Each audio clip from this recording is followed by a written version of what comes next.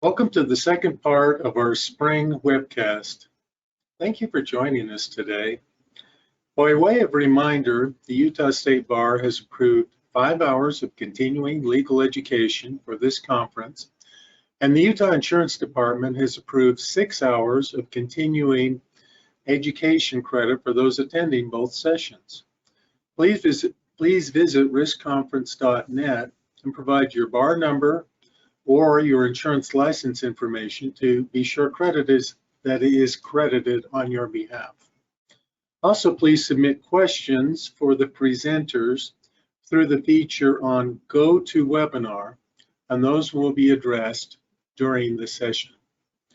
Our first speaker today is Kurt Ashworth. Kurt is the HR manager for Jordan Valley Water Conservancy District. He has over 20 years experience in working in the public sector in Utah. He has worked in the fields of child protection services, youth corrections, adult protection services, and in human resources. In the human resource area, he has worked with the University of Utah, Utah Valley University, and is currently with Jordan Valley Water Conservancy District. Kurt holds a Master of Public Administration and has the professional designations of SPHR and SHRM/SCP. Kurt enjoys helping employees work through human resource related problems and concerns. He's an avid hunter, fisherman, enjoys camping and the great outdoors. He relaxes by working on his small farm with a bountiful vegetable garden, a variety of fruit trees, as well as goats and chickens.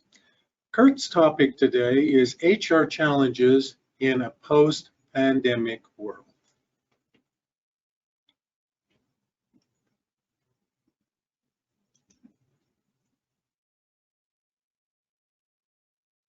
Okay, thank you.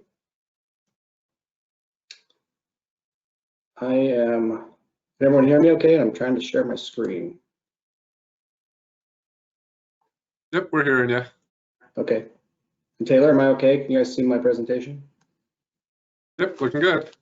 The challenges of a virtual world. Okay. Well, thank you. Thank you for that introduction. In fact, I was almost late. I had to feed my goats this morning, and then I thought, oh, wait, I need to be somewhere else. HR challenges in a post-pandemic world. Before we dive into that, I want all of you, if you would, to travel back in time with me. Go back to January of 2020. This is my family and I. We were in Disneyland, happiest place on earth. I tolerate Disneyland. Anyway, we were in Disneyland in January of 2020, and I think I had heard people talk about a coronavirus, but that was about it. I can't remember if cruise ship that had a bunch of sick people had. Anyway, the point is it wasn't much on my mind. We were having a good time in Disneyland. Then let's fast forward a couple months to April. Jail, otherwise known as my home. I was locked in jail because mandates put me in my home, and so a little longer. I'm starting to work from home now in April of 2020. My employees are, and our teammates are. And along about May, I'm getting kind of bored of being at home, and I'm thinking to myself, what can I do? I know, I'll get a puppy. Maybe this puppy can keep me company during the day while I'm at home. This is a great idea. So I get a puppy, and we're cruising along till June, and this has become my daily routine by June of 2020. Don't tell my boss, and if any of my coworkers are listening to the conference, don't let them know. But anyway, wow, it all seemed to happen so quick. I know January to June is a few months, but to me that happened pretty quick. I went from being at Disneyland and enjoying life to sitting on the couch every day with my dog, checking my email and trying to do my work. So what's going to happen next month? I don't know. We don't know, right? I know the title of my presentation means the words post-pandemic. I don't know that we're post-pandemic. I think we're pandemic, and what next month will look like, who knows? I might still be at home with my puppy. I might be in the office, and who knows? So some HR challenges in a post-pandemic world. I was preparing this and I thought, let's talk about opportunities first. I had listened to someone speak recently in a different conference, and they were trying to put a positive spin on things, and I liked that. So even though I'm going to be calling things today, I'm going to be using HR challenges, maybe in the back of your head, try to think of them as opportunities. Because I guess, you know, life gives you lemons, make lemonade. I guess let's try to think of them as opportunities. So I think with not just from an HR perspective, from any perspective, but I think this is a real good opportunity to reset. I think for our organizations and in the job you do and the things you do at work, you know, you can ask yourself some questions through having experienced this pandemic. Did our workplace culture survive? How did our workplace values make it? Did they or didn't they? Were they the right ones? Do we need to maybe look at some different things? What happened with teamwork? You know, I know in our organization, I think it was March of 2020 is when we started to send a few people home to work remotely. And then certainly by April, I think everyone basically was, most of us. And so what happened to teamwork? What about communication? I know the communication in my office was, I walked across the hall and asked people questions, and I poked my head into people's offices and said good morning, and suddenly we're all at home. So, you know, what happened with your workplace culture? This might be a good chance to rethink some of that. What about technology? Did your technology survive, or has it survived the pandemic, and what changes can be made there? What do we need to rethink and perhaps do differently as an organization? And then, you know, how do we move on and move forward now? I'm going to be talking a little bit more about that later in my presentation. But let's try to think of it that way, maybe. You know, there are challenges, but a chance to reset and a chance to, you know, I used to, my last job, we joked about growth opportunities. Anytime our supervisor gave us new job duties or new work to complete, we called those growth opportunities. And so let's try to look at the pandemic and what's been forced upon us in a lot of ways as growth opportunity, maybe. So the challenges, the first challenge that comes to my mind as far as being a human resources professional, mental health and well-being of our employees and ourselves, right, of all of us. But you know, how are we all doing? How are your employees adapting? Still adapting? Have they adapted? Who needs help? You know, what about the physical needs of your employees and in your workforce? Are they being met? Do you have employees who their significant other or the people they live with lost their jobs, and maybe that's impacted their ability to get their needs met or to have housing? You know, maybe they've lost a home and they've had to move. You know, what's going on with your employees? And then what about their mental and emotional needs? All of us handle situations and stress and circumstances differently. And so I think this is going to be a challenge for an HR professional moving forward, whether we're working remotely or back in the office or whatever the circumstances might be. You know, how are people doing mentally, and how you know, what is our role as an employer? I'm not a doctor, and so I can't sit down as a therapist would and talk to my employees necessarily. But you know, do you have in your organization medical insurance, and what services could be offered to your employees through that? Employee assistance program. We utilize an employee assistance program, and I get reports during the pandemic. You know, and then what is your role as an employer and as an HR professional, perhaps in referring your employees to the right type of sources? Maybe you're not the resource itself, but maybe you can refer them to healthcare sources and mental health care. What about financial advice and assistance, or excuse me, resources for that, and legal resources, things like that. So I think this will be a big challenge and a big opportunity to you know, to kind of check in with the human side of things with our workforce. And yes, we're all trying to get jobs done and work accomplished, but let's, you know, this is going to be an opportunity to check in with humans, to check in with people. Big challenge, I think, is and will continue to be, or an opportunity, remote work. So in your organization, did you have remote work pre-pandemic? No, we didn't, certainly not officially. I mean, maybe on a case-by-case basis, but we didn't have anything official. Do you have it currently? Did the pandemic force some remote work? I know in our organization, yes, it did. And sure, there are some types of positions where it may not be possible. You know, at the water district where I work, we have operators who have to be at the treatment plants and things like that. But most of our workforce, or a lot, are working remotely, whether it's out of a truck or out of their home or wherever it might be. So, you know, with this remote work concept, if your organization has had to do it at some level, will it be continuing? You know, will it be permanent? Do you have a remote work policy? And if you're going to continue doing it, or if we need to continue doing it, if the pandemic continues or circumstances surrounding the pandemic continue, how is that remote work going to be managed? This is a big issue in human resources. I know for the entire organization, but I know for me, probably for human resources in our IT department, it's been pretty major. I know in our organization, right now we're just in, you know, there have been so many unknowns and things have changed so quickly during this pandemic, and we're discussing it. We're discussing remote work as it's happening. We're discussing whether or not it'll be permanent, talking about whether or not we're going to have a policy and what the circumstances of that will be. So this is a big one that I think needs some attention if it doesn't have it already. You know, and some of the challenges of remote work, in my mind, you know, is work getting done. I like to admit it, but I'll admit it, I'm probably more minded toward you go to work to do work. You know, you go to a brick and mortar dwelling, do your work, and then you go back home. I'm sort of minded that way. That's my default anyway. And so, you know, I admit when my employees first went home, I thought, well, how am I going to know if people are doing anything?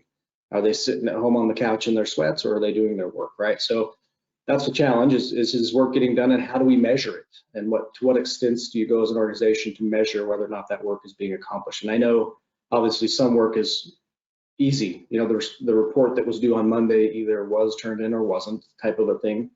But how are we going to measure and know that work's getting done? And then, you know, what if some employees' personalities are suited to working from home and some are not?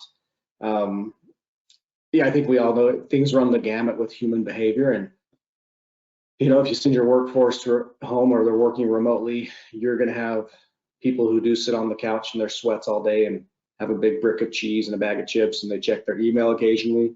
That's just human nature. You're going to have people whose level of productivity probably remains about the same, whether they're at home or on a beach or in their office. And then you're going to have people who might be more productive, you know, when they're out of the distractions of the office and they can focus. So how are you going to handle that or manage that? And then, you know, how do we stay connected as a team and as human beings? I read an article recently, and I could not find it again. I kind of captured what it was talking about, but you know, typically the first thing we touch when we wake up in the morning is not a human. It's not food or coffee. It's often our cell phone, right? So we can reach over and turn off the alarm. I know my cell phone sits on my nightstand next to my bed, and I use it as an alarm, and it is the first thing I touch. And so now you've got this cell phone in your hands, and it's too easy to start checking your email, checking the news, checking texts, and we're interacting immediately with the first breaths of the day with a digital and not a human world. So I think one of the huge challenges of remote work is that. How do we stay connected as humans? If we're operating in a virtual world and we're not bumping into each other in the hallway or in the break room or whatever, how can we maintain that, what I believe to be important, human connection? So I want to talk a second about communication and meetings. So while I've been working home during the pandemic, I thought about it, and I've received work-related communications from Outlook email, text messages, through Microsoft Teams. I've gotten hard copies through the snail mail. I've gotten Gmail. I've gotten phone calls to both my office desk and my cell phone. I've done things through DocuSign, through Zix, just to name a few. And meetings during the pandemic, I've had meetings in person, through Zoom, through Microsoft Teams, through WebEx, telephone calls, GoToMeetings, Google Drive, just to name a few. So which is it? It's very frustrating for me. be bouncing around so much. I remember the good old days, which weren't too long ago, when I worked 8 to 5 in a building, and I showed up and I turned on my computer and I checked my voicemail on my phone and I checked my email. I didn't need to check my texts in 2 different forms of email and check my. So I think for our employees, that can all get very perhaps overwhelming for some, maybe just frustrating for others like me. But I think moving forward, post-pandemic, as it were, we need to decide, as an organization at least, how will we communicate and conduct our business. Maybe it's one of those ways, maybe it's a couple, maybe it's all of them. Employees need direction and they need training on use of the various methods of communication, and that we should have standards as much as possible. So in our organization, things happened when this pandemic, about a year ago, started to spread and become a bigger thing. We went from people in the office to suddenly being sent home, and we just kind of reacted, and we shipped people off to home. And I know in our organization, we chose internally anyway to use Microsoft Teams to primarily communicate, but only as a small portion of our employees had ever used it before. And so there they were at home trying to figure out this Microsoft Teams and still keep in touch and do things. So obviously, many of our organizations, we have to interact with the world out there and not just internally, but internally as much as possible. I think this is something to think about, is how can we communicate internally and try to simplify it as much as possible. Flexibility, I think, is a big challenge. Time and location, and this, I think, was already occurring prior to the pandemic, but the pandemic has just brought it more to the forefront. A former employee said, if you pay me to do A, B, and C, why does it matter where I do it or how long it takes me? And I had multiple conversations with this individual. His point was, and he was a millennial, not to bag on millennials, but I think they're the ones that brought some expanded concepts into the workplace. But his point was, why do we focus so much on a 40-hour week? I'm being told I have to get in my 40 hours, and I'm being asked if I work more than 40 hours. And he would say, I get paid to do A, B, C, and D, and so why would it matter if it takes me 20 hours or 70 hours? And why does it matter if I have the ability and the technology that I'm sitting at my desk in my office versus my couch or the beach or my car? And it was a valid argument, but it's something that has certainly been brought to the forefront with the pandemic. And I think from an HR perspective, as we continue to hire new employees, this is going to be something. People are going to want, and they've gotten used to, perhaps during the pandemic, having flexibility with time and location. I'll admit, being the old guy who's minded differently, I still have gotten used to this flexibility. I was just having a conversation the other day with someone about, the differences from working at home and being in an office. I'll admit I work from home, and I'm sitting in my home office, and I look out my window and see the mailman, and I walk out and grab my mail. When I'm at work, I am in my office, and I walk down to the room where we have our internal mailboxes, and I check the mail. How is it different, right? I might see a bird fly by my window at home and get distracted for a minute and start looking outside. I do the same thing at work. So anyway, this is going to be an opportunity, and I don't know about your organization and what type of policies you have or how flexible your work schedules are, but it's certainly not going to go away, and it's going to be something that is going to need to be addressed with employees and with future employees. Big one, a big opportunity, we'll call it, digital technology, implementing and using it. In your organization, do you have it? Do you need it? Not to have it. Which do you use, and how do we use it? My example of, we shipped our employees home. A lot of them didn't know how to use it. It's just an example, but obviously, prior to the pandemic, digital technology grows in leaps and bounds. And I don't know, all of our organizations are, I'm sure, at different places. I know in my current position, I've been with the district about 2.5 years, and I love the district, and I'm not, bagging on it at all, just telling you a story. I know when I was first hired a couple of years ago, I remember about 2 weeks into it, I was handed a stack of papers that was a draft of a policy that they wanted me to read. And I looked at it, and it had 4 or 5 names written in the corner, and a couple of people had initialed by their name. And then the document had some red pin marks, some blue pin marks, and some black pin marks. And I was told, hey, you need to review this policy, use a different color pen, initial it once you've gone through it, and then pass it on. I thought, okay, because I had come from a university where we didn't really use paper too much. So we've come a long way in the last couple of years, and there might be times where that's appropriate. But my point is just technology, right? What's being used in your organization, this definitely is not something going away. And this is also something I think that the pandemic has just brought more to the forefront of what kind of technology do we have, should we have, do we need? If your employees are working remotely and interacting with clients and people who use different things, Zoom or Teams or whatever it is, do you have the technology? Can you still stay in touch with your world? So that's a big one, probably an obvious one, but I think it's definitely one, and certainly in the HR world and for an entire organization, I think it'll be challenging. I wanted to talk a little bit about recruitment, hiring, and onboarding, and just to give out some considerations. I don't know if I'll call them challenges or not, but some considerations with recruitment will start. So, many of us, I'm sure, if you weren't already, have been doing remote interviews and using video conference interviews with potential candidates or potential new employees.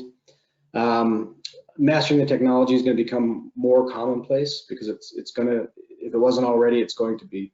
I remember as I prepared this, I thought back, I was trying to think the first time I was involved in a video conference for a job interview, and it was the best thing I could come up with was it was about 2010, and I had applied for a job, and they asked me to do my first interview through a video conference, and that doesn't mean it was new at the time, but it was new to me, and that was only 11 years ago.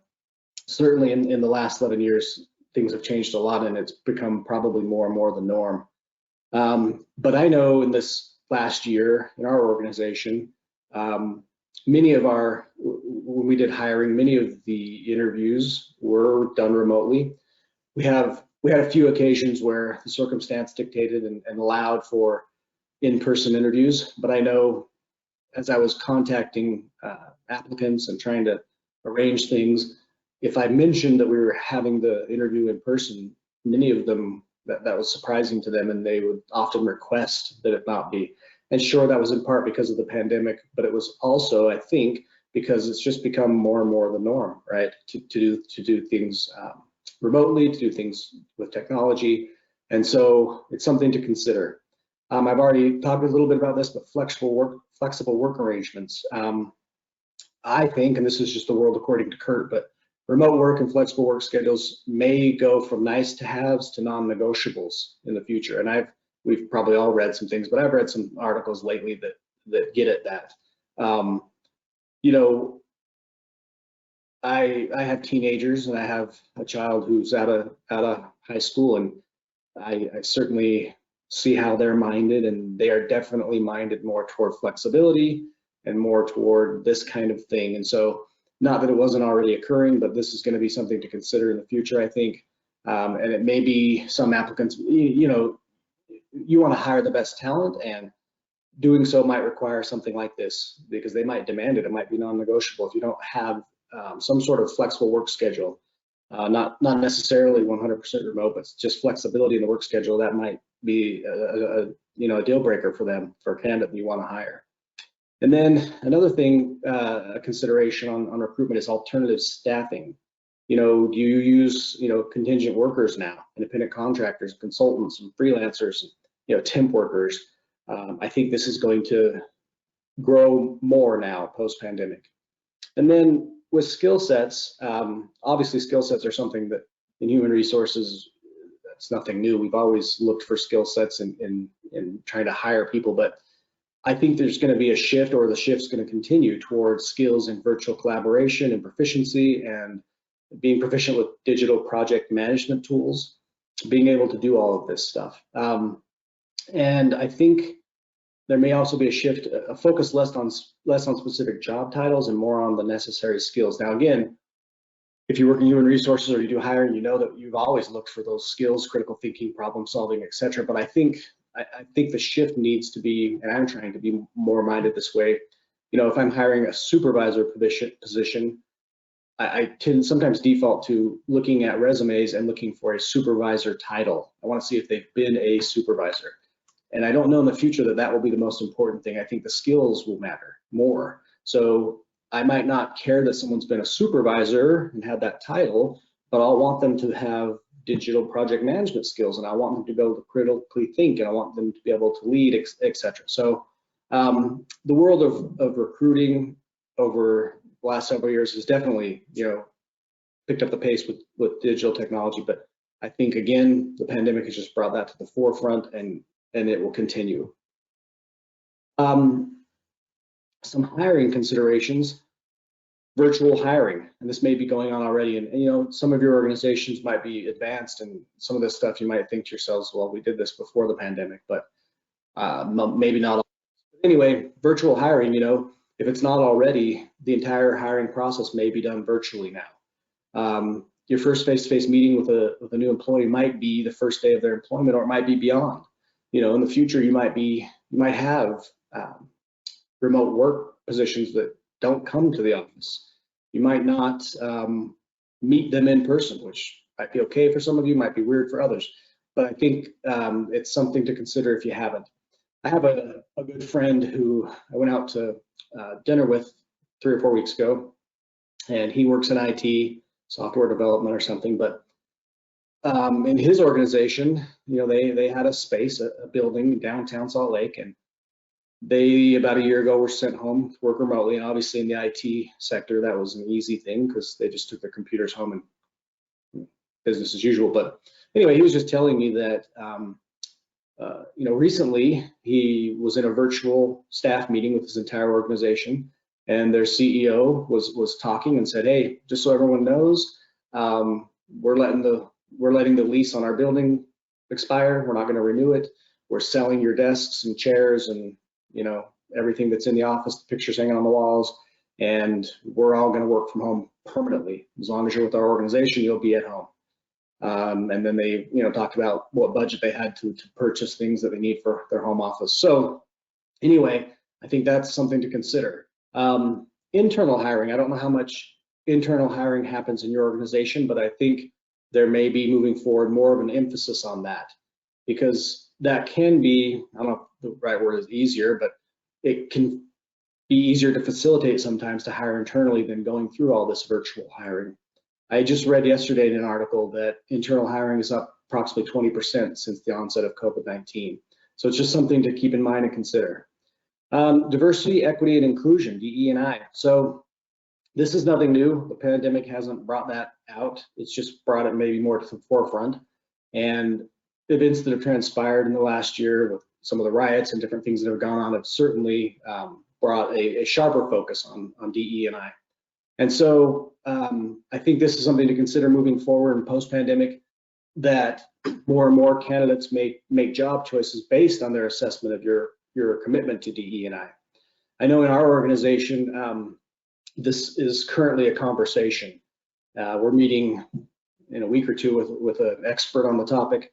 Our executive team is, and we just want to know what we don't know, right? And I was in a training recently that was talking about DE&I, and they were talking about having a statement, a DE&I statement that shows your organization's commitment to these things.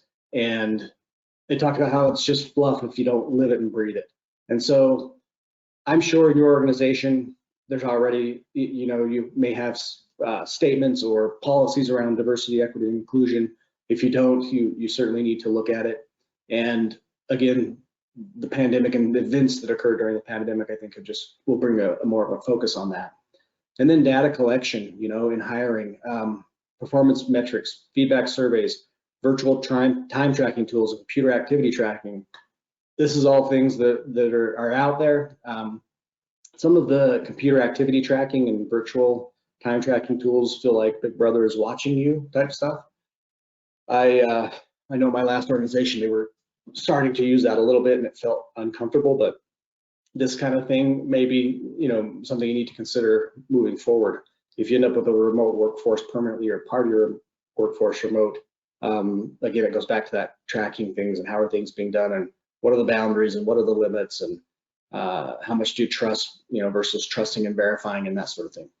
So just considerations. With onboarding, onboarding onboarding has been around for a long time. Pre-boarding, when you're hiring someone, and pre-boarding, which is the process of engaging new hires from the moment they accept the job offer. Typically, as you know, if you're compliance, are they legally ready to work? Clarification, does the new hire understand the job expectations? Connection, will they feel like part of the team when they get to work? And culture, can the new hire navigate the spoken and unspoken aspects of your organization's culture? So I know, thinking back on jobs I've had, onboarding, typically, I showed up my first day at work. Usually my new boss took me around and introduced me to folks, showed me my workspace. We ordered my business cards. And then if not that day, within the first few days, I usually was sent to some sort of an onboarding. It was usually done by HR. I usually went and sat in a room and either one or various individuals presented throughout the day, and they told me where to park, and they told me how to get my badge, and they told me how to, where to get my pay stubs and things like that. And so moving forward in post-pandemic, that may not look the same if that's what it looks like for you now. A digital bridge between recruitment and employment, if you don't have one, you probably will. And just think, I brought this up because I guess the concept is for those type of things and for onboarding and pre-boarding, how would it be done virtually if you had to? If you can't put everyone together in a room and make sure these compliance, connection, and culture and things are taking place, how are you going to do it? How can you maintain a human touch in a virtual environment if you need to? The water cooler interactions that happen in an office that are, spontaneous and informal and friendly and, hey, Bob, how you doing type stuff. How can you mimic that virtually if you need to? Or should you mimic it? Is it important? I think it is. Some ideas I've heard out there are, you can have virtual welcome parties for new employees. You can have, you can schedule one-on-one virtual appointments with coworkers that don't have an agenda.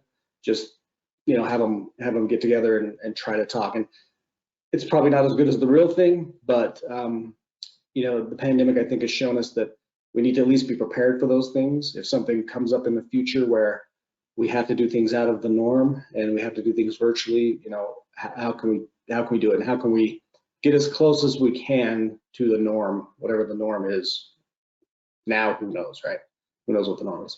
And then last thing with your onboarding, if you don't have it already, it's just blended learning with this concept of taking a multimedia approach, using online learning, video conferencing, in-person things if possible. I think in my mind, just the challenge with onboarding post-pandemic is and will be whether or not you can do it however you're accustomed to doing it or not. Are you going to be able to gather people in a room or not? Are you going to have to do it all virtually or some things virtually, or what's it going to look like? I guess is probably the challenge.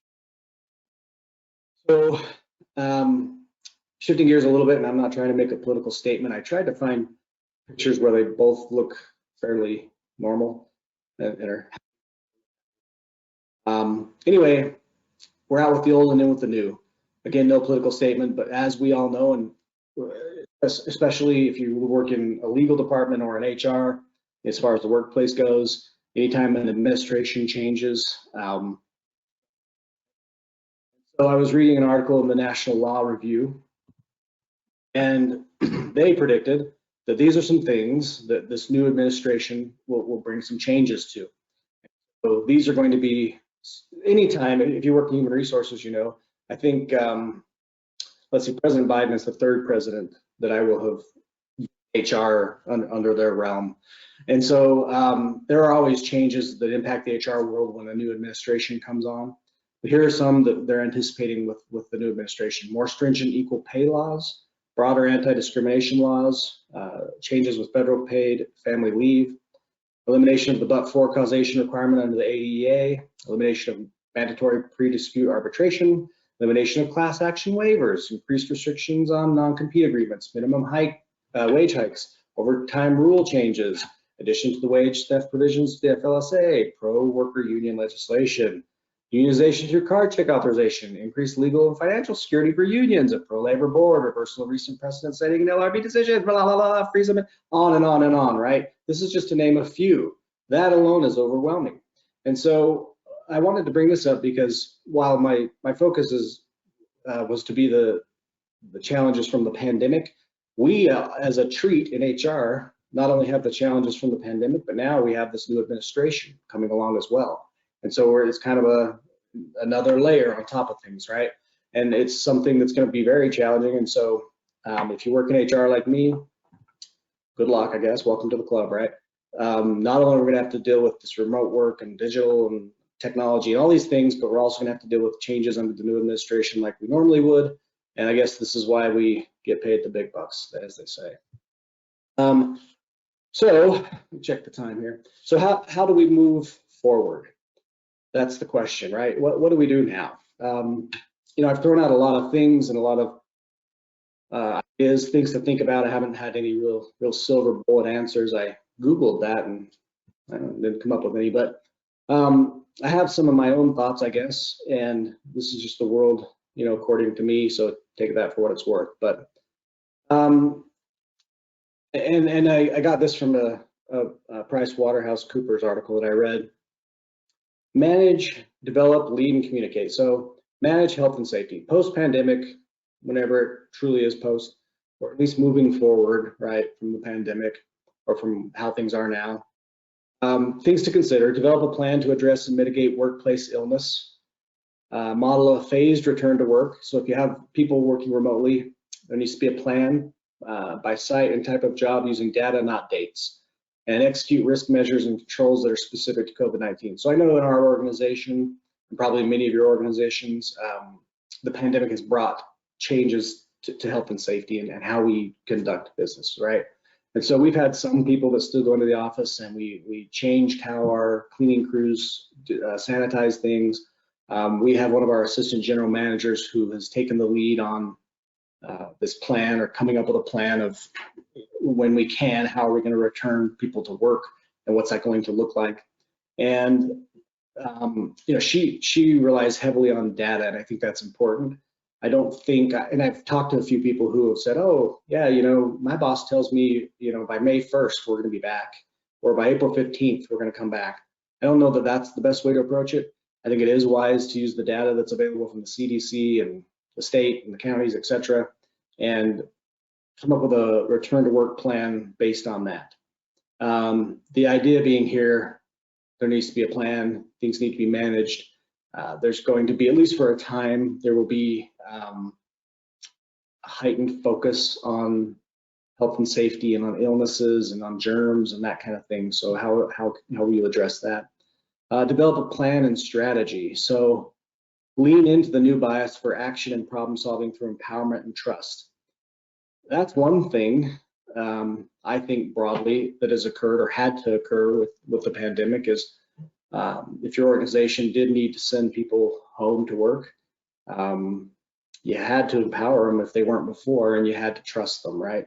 And so there's a bias toward that now, and I'm not saying it's a bad thing or a good thing. I'm just saying I think it's leaning that way now, because if you have people spread out all over, and you may have people in different states, you may have people in different countries, I don't know, but there is certainly some thought toward that of more empowerment and trust for employees. You know, you need to determine who needs to return to the workplace and develop a workplace playbook.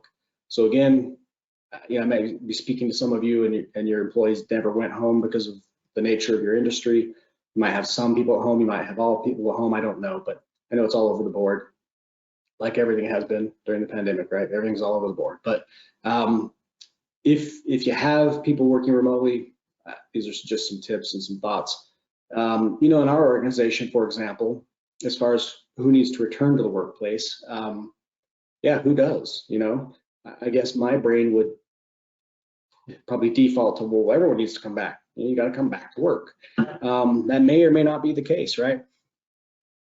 Some, like I spoke about earlier, some positions may lend themselves better to remote work or to being at work.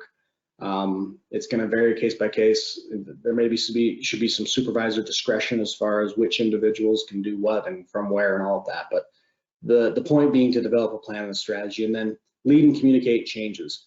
Be guided by purpose, optimism, and clarity, and inspire and teach managers new ways to lead. So I think post-pandemic or moving forward, as an organization, as a leader in an organization, whatever your role might be, as a part of an organization, I think people need those things. They need purpose, optimism, clarity. Things were so unclear and uncertain in the beginning of all the pandemic. You know, suddenly we were at home or we were whatever. You know, our changes have been made in our workplace, and you know, it's been stressful for society generally. And so I think moving forward, that should definitely be a focus. People need to have leadership, and they need optimism, and they need to know that things are going to get better, and that, you know, and there needs to be clarity on policies and on procedures and on how to do things. And if you're a supervisor or a manager or some type of leader, I think the pandemic has probably forced you to find new ways to lead, or is forcing you or will force you to find new ways to lead. And so again, just some things to consider. Operate, rethink, and build. So moving forward, operate under change demands. Build scenarios of your workplace needs in real time. If you haven't already, accelerate digital and remote ways of working. Find cost-effective ways to improve your core operations. And as you return to the workplace, just know that you won't be going back to the same ways of working. If you're old school like me, my supervisor and I have talked about this. We're about the same age, and you know, things aren't just, they're not gonna be the same. That's just a reality. The pandemic has shown us things. It's shown us things that we can do. I know in our organization, I'm quite proud of our organization. We have maintained and risen higher, actually, with productivity and things in very stressful circumstances. So regardless though, the workplace, whether you have never left it or whether you have people at home, it doesn't matter. I think moving forward, the workplace isn't going to be the same. Ways of doing business aren't going to be the same. And that's probably in a lot of cases a good thing. So that just needs to be mapped out and thought about. Rethink facilities and technology. Double down on automation and accelerate moves to digital, again, if that's not happening already. Evaluate your real estate footprint. Excuse me. I know, you know, I previously worked for Utah Valley University, and I remember, I think it was 2013 or 2014-ish. I remember being in a meeting with the president of the university and all the vice presidents of the university, and the words being used in that meeting in 2013 were, "We need more brick and mortar. We need buildings. You know, how can we get the legislature to approve funding, et cetera, et cetera." And the conversation, and this was only 6 or 7 years ago, the conversation was, yeah, we're getting more students and we need buildings to put them in. And it's funny how things change, right? It's funny how 6, 7 years later, I doubt that, I'm not there anymore, but I doubt that's the thinking. So evaluate your real estate footprint, you know, like my friend whose company's not gonna renew the lease on their building. What do you need moving forward? You know, I know we've had conversations in my work about cubicles, and do we need to purchase additional cubicles, and do we need this, and do we need that? And the point is, we're talking about it because I don't know. It's you know, again, things aren't going to be the same, and maybe you don't need the real estate footprint that you have now. I don't know. Training is essential to adopting new policies and guidelines. So I think the pandemic is going to force all of our organizations toward some new policies, even if it's just a remote work policy or policy around new technology or whatever it might be. But definitely in the HR realm anyway, you know, employees need to be trained on that. They need to know what the new rules are, the new policies, and how to use things, and how to do things. And then as far as rethinking, plan for and execute investments for must-haves, tools, infrastructure, regulatory compliance. What is required for employees to stay productive under whatever circumstances? What do they have now? What do they need? What do they lack? And what are the must-haves? A pandemic specifically may never happen again in any of our lifetimes. It may happen in 2 years. It may not go away for a while. Who knows, right? And so this is an opportunity definitely for all of our organizations to rethink things. I mentioned that in the beginning, and just kind of reassess and maybe be better prepared as things occur, earthquakes, pandemics, volcano eruptions. I don't know. Do we have volcanoes where you live? You might. Anyway, and then lastly, build empathic policies and culture. Plan work schedules with a people-first approach. Understand workers' needs by enhancing employee listening. Maybe have groups where you get feedback from employees if you don't already. Reevaluate performance measures, employees' concerns, and productivity blockers, and focus on the well-being of your people. I purposely wanted to end on that because I believe that out of all of the things that have happened in the last year in our world, certainly it's all put a focus and reminded us that we're humans. It's reminded us that we're people, and that employees are people, and that's something at least in HR, it's always been said, and I got into what I do because of people, and mostly I like people. And anyway, but certainly the pandemic has put a heightened, again, focus on that. People have lives, people have spouses or significant others or family members that got sick or that passed away or that lost their jobs, or think back to a year ago when they closed down the schools and sent all of our kids home, right? And suddenly we were employees / parents / teachers / how do I get this stupid Zoom thing to work for my kids' class / how do I keep my kids busy / et cetera, right? And so it's been a stressful time for people, and I think moving forward, if nothing else good comes from this pandemic, I think it would be this, that as an organization and as employers and in human resources, let's remember that people are people, that they're humans.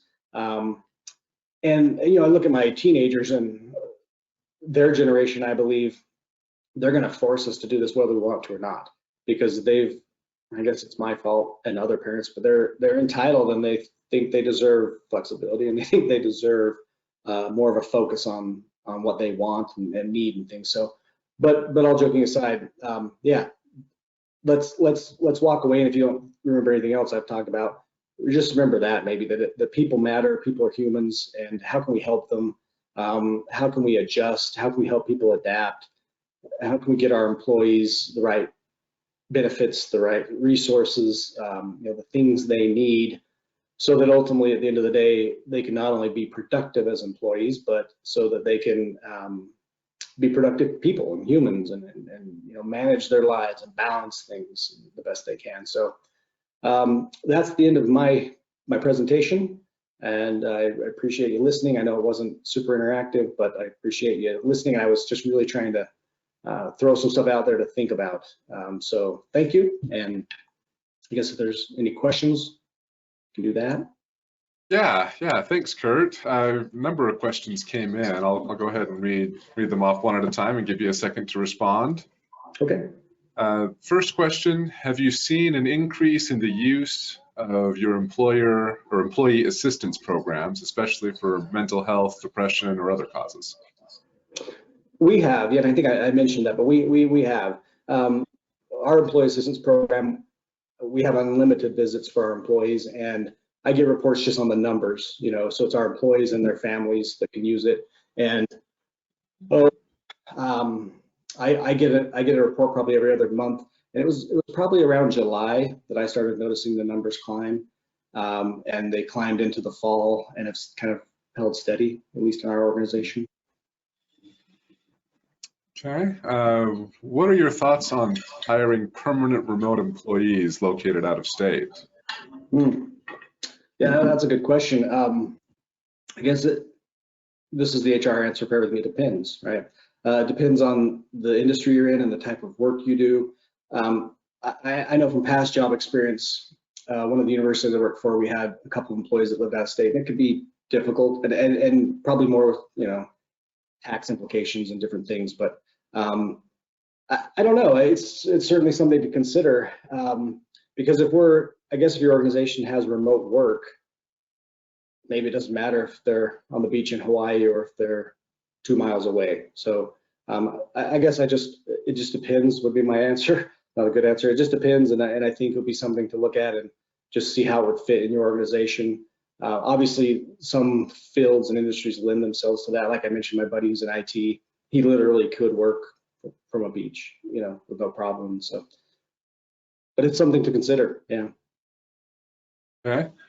How have you managed employee training while working remotely?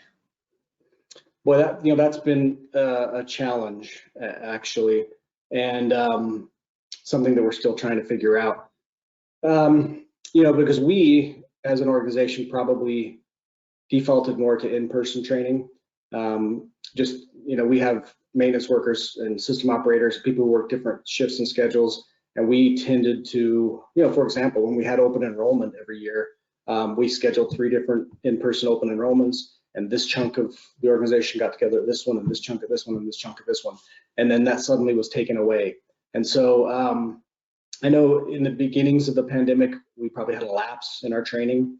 I think we were all just trying to survive and figure out how to work out of, we had employees working out of trucks and things. So, but then as time went on and we need to get some training, we use Microsoft Teams in our organization. And I know at some point, I can't remember when, but at some point during the last year, we realized, oh wait, we've got people at home using Microsoft Teams. Do they know how? And so we held a virtual training on how to use Microsoft Teams. And we had someone teach us how to use it. And then once we had taught everyone how to use it, for trainings, we started using Microsoft Teams.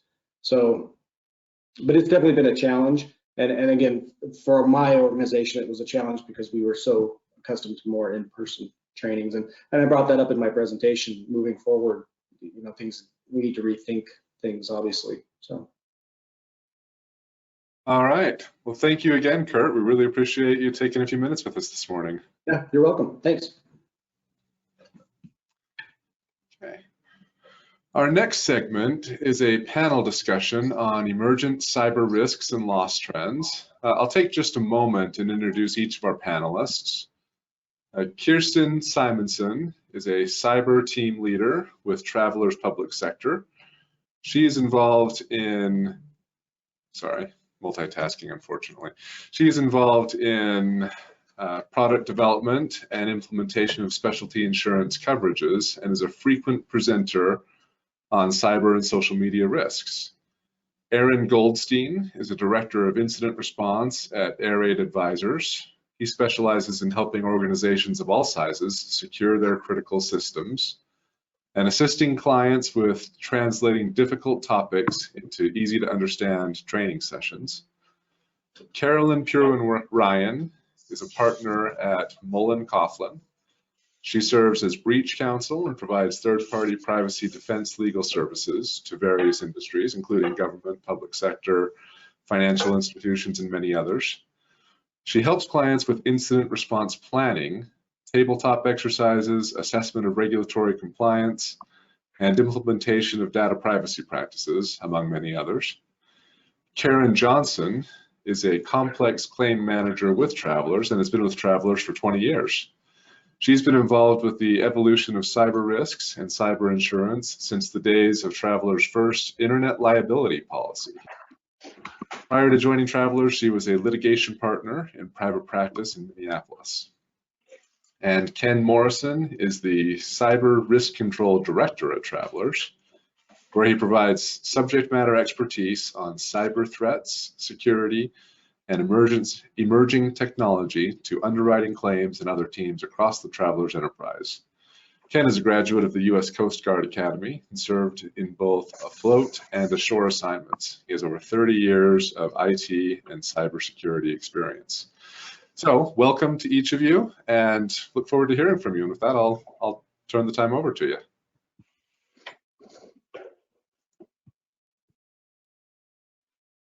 I just did the one faux pas of not unmuting myself. One day I will learn. Thank you for having us. As you'll see, I travel with a team. I bring a wealth of expertise because, quite frankly, they know a heck of a lot more than I do for this conversation. To tee it off a little bit, one of the things that we noticed over the past probably 2 to 3 years, some will call ransomware the new business model for cybercrime. And if I think back to 2018, I think there were roughly 50 reported ransomware attacks against public sector agencies. In 2019, not only for public sector, but everybody else, we saw a massive spike. I think it was roughly 140 cities and counties that were being hit, that were at least the publicized attacks. We're not seeing any slowdown in attacks against US entities, including state and local governments today. Just this morning, I uncovered a really great 2-page document put out by the National Cyber Investigative Joint Task Force. That's a long title. And in it, in addition to some of the advice they had, there was some quick hits on a couple of counties and cities that had chosen not to pay the ransom, and the impact to them was over $1 million in trying to recover from that. So today what we're going to do, I want us to spend a little bit of time talking about the landscape for breach events, talking about some of the steps that we hope everyone will think about taking if they haven't taken them already. And also on the backside of it, what you should be thinking about and what should be happening when the breach event happens to you or to your organization. So Aaron, I'm going to turn it over to you first. Would you mind walking us through some of the ransomware trends that Arete is seeing and kind of give us a background on why these cyber events are so concerning? Yes, absolutely. Thank you. So at Arete, we handle a very large number of cybersecurity incidents, including a significant amount of ransomware. And so these slides here that we have are really to help highlight some of these major issues and show the large uptick in activity that we're seeing. So here, this is a trend from 2019. These were projects that we handled at Arete. And as you can see, there's no shortage of projects here. However, if you keep an eye at the different types of variants of ransomware and the threat groups that are actually performing these actions, there's about 10 or 15 of them. However, if we go over to the next slide on looking at the 2020 trends, you see a significant uptick, not only in the number of cases and in victims of these crimes, but also the types of threat actors and the types of malware being used. So what we're seeing are threat actors actually creating new variants of ransomware, exploiting new vulnerabilities, and just causing a significant upward trend here. So these are a lot of different groups. On the next slide, we'll cover a few more items as well. So one of the things that we get asked very often during our cases is, what is the amount of downtime that we can expect from a ransomware engagement, even if we make a payment to facilitate the decryption. And as you can see, the public service industry or public services are really at that high level of downtime, averaging about 7 days or so. It's really unfortunate, but these certain groups rather can cause larger downtime based on delayed responses, inefficiencies in their decryption tools, and just the overall process that they put in place for this, decryption service. Service is a word used very lightly. This is criminal. There's no question about that. So here we can see, Ryuk, Maze, and Revil, which are 3 of the very popular types of groups we work with a lot. They all average about 7 to 9 days of downtime, which can be cause a very large impact to organizations. We are seeing that the larger businesses are also on the higher end of the tail of downtime. Obviously, when they have more than 300 endpoints especially encrypted, it can take a lot more time. But these are kind of the trends that we're seeing. On the next slide, let's see here, we have the overall average cost. This is another thing that we're asked very often, and on a case-by-case basis, this can vary quite a bit. So just for example, just because you have Maze ransomware does not mean you're going to get a $450,000 ransom. But on average, these are the prices that we are negotiating to. For example, Ryuk, which is a very popular ransomware group at the moment, they're on average asking for over $1 million per ransom, and we're getting them down to around $750,000 on average. So some of these groups are very profitable. It's very unfortunate, but it's a lucrative business for them, and you can see by these numbers that it's not going anywhere anytime soon. On the next slide, we have the sources of entry and how these threat actors are actually getting into the network and causing these issues. And some of these are not necessarily the original source, but rather the security measures that might be lacking. So for example, on method of intrusion, we're seeing remote access be a clear leader in this case. Oftentimes remote desktop being exposed to the public internet. Other tools like TeamViewer or other remote access tools can also be abused to allow access. In some cases, we are seeing things like phishing emails and service provider, essentially an upstream attack, but it is not nearly as common as that remote access. Another very interesting trend here is of the cases that we see, almost 90% of the cases do not have multi-factor authentication enabled.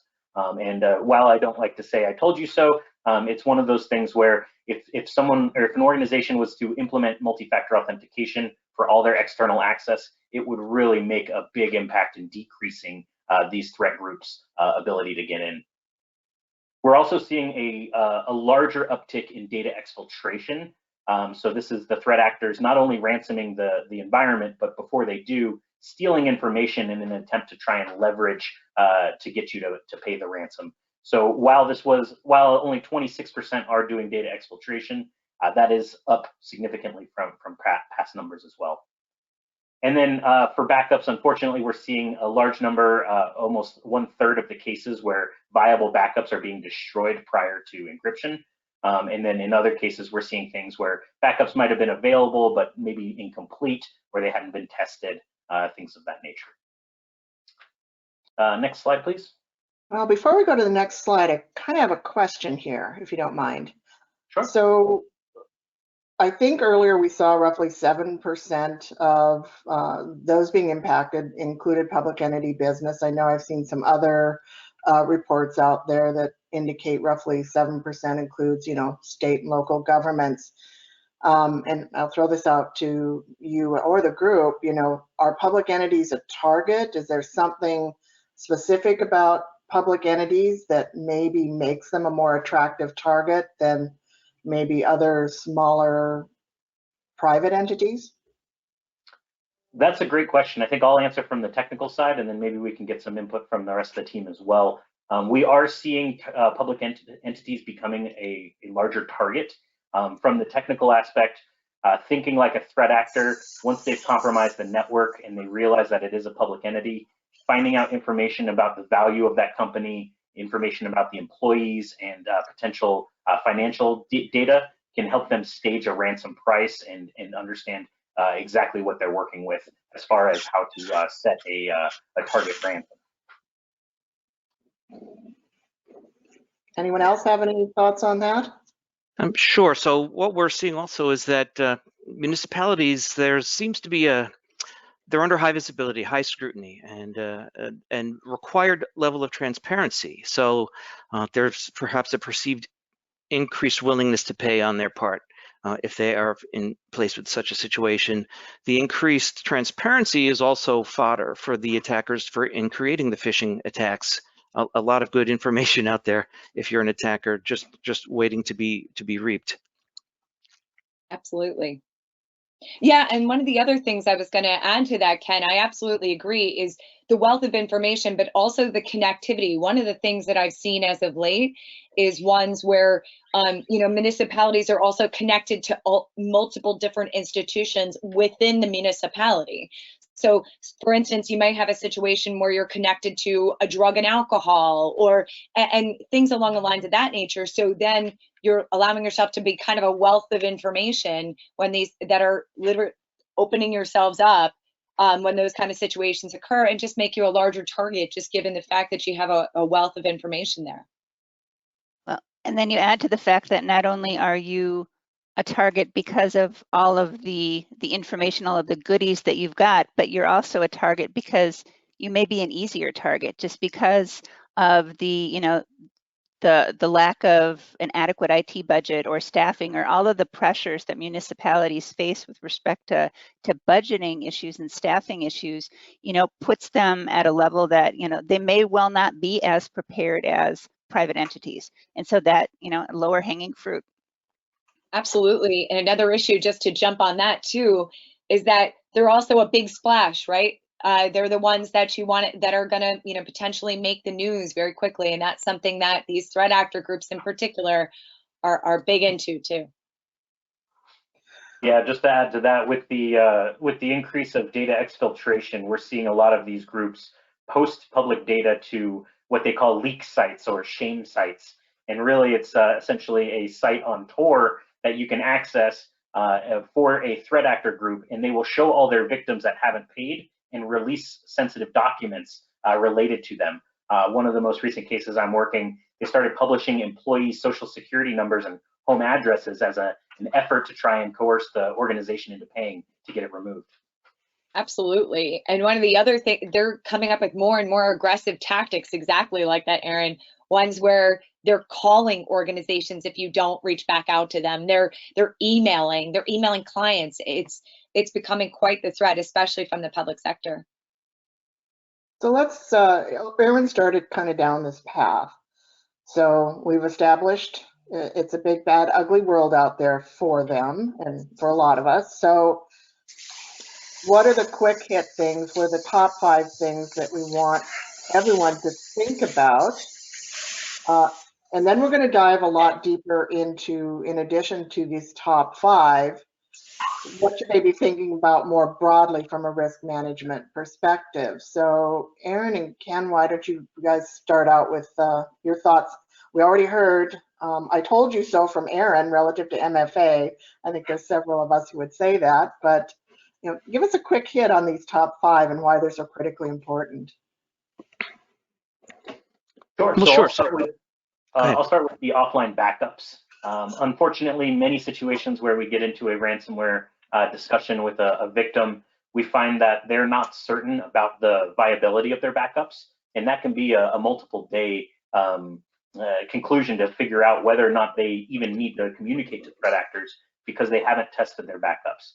So in some cases, it's helpful to not only understand that you have backups, but also to be constantly testing them, making sure that the data is available, as well as understanding if you were to have a catastrophic event, what the total time to restoration would be in this case.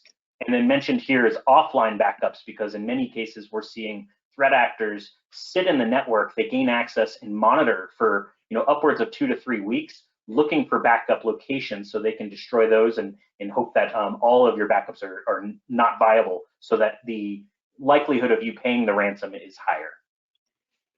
So Aaron and Ken, can I just add one thing about backups that we've discovered, because our group also works with technology companies that provide can provide backup services. And so some entities may outsource their IT and think, okay, we've outsourced the backup, it's being done, we're all good, we're protected.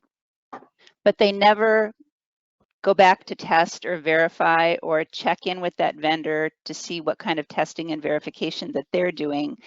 And unfortunately, you may think you're doing all the right things, you're paying your monthly fees to your IT vendor, and then something like this happens and you call them up and say, we need our backup. And all of a sudden they call you back and say, oh, we've got some bad news. It hasn't been backed up since January, or, oh, we found a glitch, we missed 3 of your servers. Or, it's trust and verify. I mean, it's just kind of a good, plan of action. Don't just assume it's being taken care of because you're writing a check every month if your IT is outsourced. Exactly. We've seen that several times as well. And, it comes down to what's in the service level, the contract, understand exactly what you are paying for, the subscription level you have, how your data is being protected or archived. And not only that, merely encrypting your backups, that might protect you from having your backup data exfiltrated, but you can encrypt it. You can still scramble that by a ransomware attacker. So just having encrypted backups isn't enough. You need it offline, or separate set of credentials to access it. There are several ways to protect it, but that was a great point, Karen, about understanding what your service providers are. Agreed. Some of the other gaps include advanced endpoint monitoring. Typically, we call this endpoint detection and response tools, or next-gen antivirus. There's a lot of terminology for it. But really what we're saying here is not that you need to have a specific tool, but have a tool related to detecting malware, but beyond just malware, lateral movement and other artifacts that can be related to an attack.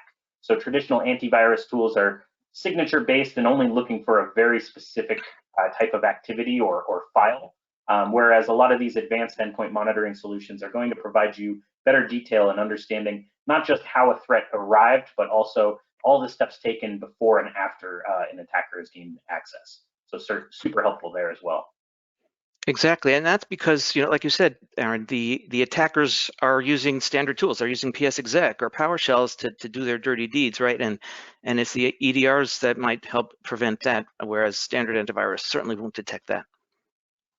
Yeah, Ken, that's a really good point. One thing I'll make note is there are some exclusions to this, or exceptions to this rather, but in most cases, ransomware attacks are not particularly sophisticated. Oftentimes they're leveraging low-hanging fruit vulnerabilities like exposed remote desktop or other remote access tools. So in many cases, the attackers are doing the bare minimum they have to in order to encrypt and go through a network. So oftentimes it is these PSExec and PowerShell and very basic set of tool sets that they're using to get this done. Which also adds the importance of the multi-factor for administrative type accounts as well. So, that again, as you said, for remote access, but also for administrator type access. Agreed. And same thing with the secure remote access, having multi-factor authentication, putting an access gateway or a application firewall, putting something in front of your remote access is going to make a big improvement in the number of logon attempts, as well as the possibility of an attacker gaining access. So oftentimes we'll see maybe a phishing attack or some kind of other type of attack where they gain credentials to an account, whether it's VPN or just a system account. And having that multi-factor or other methods of secure access would completely remove their ability to get in the network and propagate their malware. And the last aspect I have on here is account management. And this is really around managing those privileged accounts. In almost all of the remote desktop cases, what it turns out to be is somebody had an admin account with a default password, or there was a default account that was just never disabled. And these attackers are basically just automating the attempts of logging into these systems with a large list of preset passwords and basically brute forcing their way into the network. So if you understand where your privileged accounts are, who has access to them, and making sure that those passwords are rotated and secure, you're going to be a very large, very ahead of the game when it comes to protecting yourself from these types of attacks. I'll be very excited when the news comes out and the top 5 passwords are not password 1, 2, 3, 4, 5, 6, etc. Let's hope for the day. So that's the top 5, but we all know that really managing this risk takes a very holistic risk management thought process, right? So Ken, I'm going to start with you.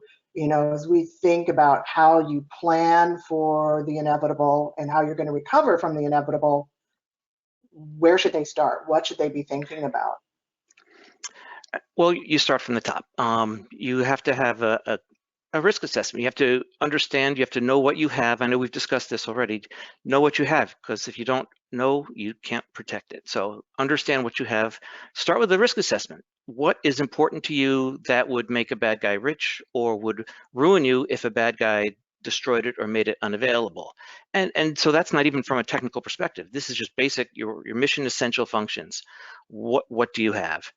Once you have your risk assessment, then you start understanding and prioritizing how you're going to protect and raise awareness of your management team. You need to get sponsorship. You need to get appropriate funding. You might have to, go through several stages to present the plan, to appropriate the funding. But raising the level of awareness, how important it is, without, getting raising too much of a false sense of urgency, but being realistic. And then building your plans, business continuity plans. That's not a technical plan. It's understanding your mission essential functions, how long they can be down before it starts impacting your company or your entity. And then the disaster recovery plan, which supports your business continuity. That's on the technical side. And then finally, incident response, what happens when bad things happen and how you would react and respond to that. So having a plan, and it doesn't have to be formal, it just has to be articulated and documented and understood by everybody and practiced. So that's kind of how you start. You just kind of make that overall plan, and then everything kind of falls into place. Training, obviously, that's one of the best bang for your buck from a security perspective is training. So have everybody trained in the current events. Phishing simulations, what a great idea. The federal government can help by providing free simulations to local and state entities. Go to the US CISA site and sign up for that. They can also do vulnerability scans, et cetera, and that's a free enterprise for state and local businesses and government. So check on that. Get your phishing training in there so folks know what not to click on, and just have a general keep that awareness up so people are always aware. The human firewall. In the olden days, people said the employees, your teammates were the weakest link, but I like to twist that around. Your employees and your teammates are your human firewall. They're your strongest and best method of initial prevention and detection. Yeah, I agree. For those of you who don't know CISA, just Google C as in cat, I, S as in Sam, A, and you should get to that organization. Great wealth of information.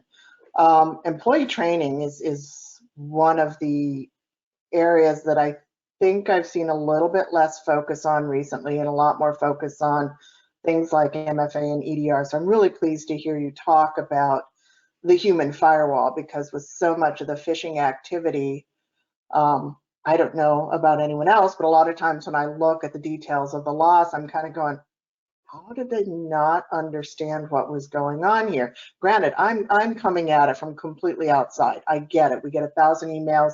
You're working at the speed of light, but the more people are inundated with the training, I guess, and how to think about in a more agile manner, has to be a frontline risk management tool. Any other thoughts on this? The only thing I was going to add is that we've definitely seen, and this kind of goes along with what Ken was saying, we've seen an uptick in, a lot of these phishing attempts, but it was a lot during COVID too. As we're having all these more remote workers, are people expecting to get a email from their HR that says, hey, click on this Word document, click on these links.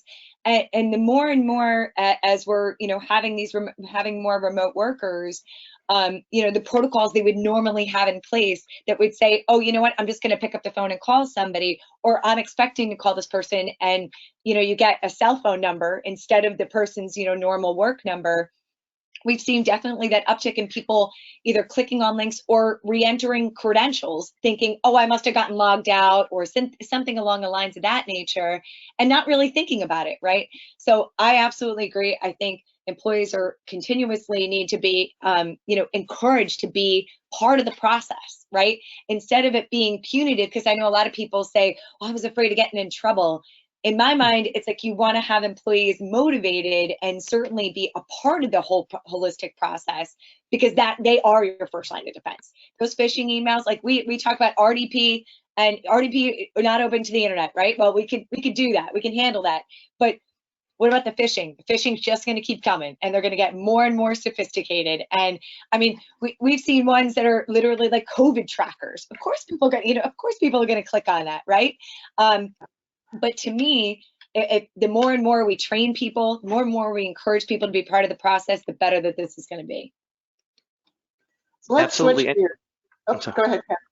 I was just going to say that just last week, the FBI released a report specifically indicating and warning small municipalities and local and state governments of increased targeting of phishing attacks, and kind of for the business email compromise as well. But exactly as Carolyn was saying, your employees are your first line of defense. So the training is really important, especially in that regard. And so, Kirsten, can I add one more point on preparation, and that's the insurance component of it? Sure. So, you know, obviously there's cyber insurance out there. We live and breathe in that space. But it's really important. Cyber coverage isn't like going out and buying an auto policy or buying a general liability policy. It's really difficult. I mean, it's not an apples to apples comparison. I mean, the policies vary a lot. And the coverage is typically offered on, you know, there are a number of different first-party coverages that are available. So it could be security breach, notification and remediation, so your lawyers and your forensics. It could be restoration. It could be extortion coverage, all sorts of things. And you have to look at that holistically and figure out how they all work together. So to buy extortion coverage, which is going to pay the ransom, without buying restoration coverage, which is going to help you decrypt and get back up and running, you're missing half of the puzzle. And so I would just encourage you to work really closely with your brokers and the carriers to understand what's being offered, what you need, and then put together a comprehensive cyber insurance solution, and just be really thoughtful about that process. Yeah, couldn't agree more. So the inevitable has happened. You have some type of breach event. Carolyn, I'm going to start with you, and let's talk a little bit about what should they do. And we've heard if some of the mistakes that we've seen happening, but also in this opening gambit, are they making critical mistakes that really create a greater dollar challenge or recovery challenge? Carolyn, what are your thoughts on this?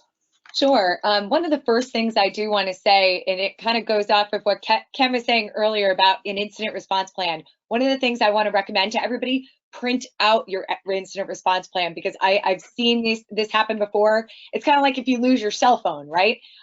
Everything's up in the cloud. Well, my incident response plan's out in the cloud. Well, not going to dig you any good, and you don't have anybody's phone number unless you print it out, right? Call your insurance, call your broker, know who to call immediately. And the reason why that's important is because, you know, you have all these vendors, if you have insurance, utilize them. A lot of the times they have pre-negotiated rates. These are the experts that are out there. They're going to be able to connect you with a breach coach. You know, I'll do my, 5 seconds of, hey, call the breach coach. Not just me, call the breach coach. There are people who literally specialize in this. Call Aaron's team. Like, they are, people who do this on a day in, day out basis, not only because, they are the experts, but it's also because they pre-negotiated rates. It's why you got insurance. Call, utilize it. But also the other piece is, you might not have an incident. So let's dig into that. There's no, you don't want to be penalized. A lot of the insurance companies, I know Travelers is one of them, where, you got a free hour to talk it through, be encouraged to talk through this process. So one of the things why you want to do this right away is because I know a lot of people are inclined to, number one, send out a lot of emails right away. Oh, we've been breached. I always say, oh, the B word. It makes me want to go like this and cringe, right? It's because we don't know yet, right? You don't know whether or not any, we've been talking a lot about how, these threat actor groups, especially the ones as of late, when we talk about ransomware, what do they like to do? Not only do they like to lock you out and extort you for cash, but they also like to take your data, right? But is it personal identifiable information? People automatically go to, oh my, they took everything, right? That's why you have forensics. So I look at it, when you're talking about a ransomware situation, I look at it as a three-pronged approach. You've got number one, getting you back up and running in a safe and efficient manner, but number 2 and 3 kind of all these all work together, which is 2, how did this happen? And then 3, did they take any data? Did they download, access, or view any data within your system? Why is this all important to jump in and certainly call people immediately?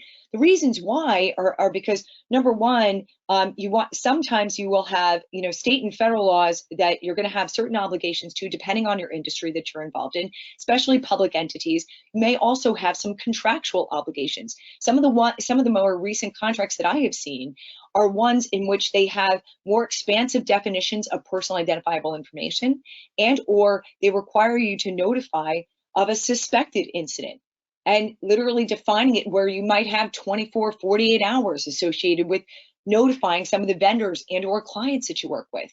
So all the more important to have experts to guide you through and assist you through this process from the immediate standpoint.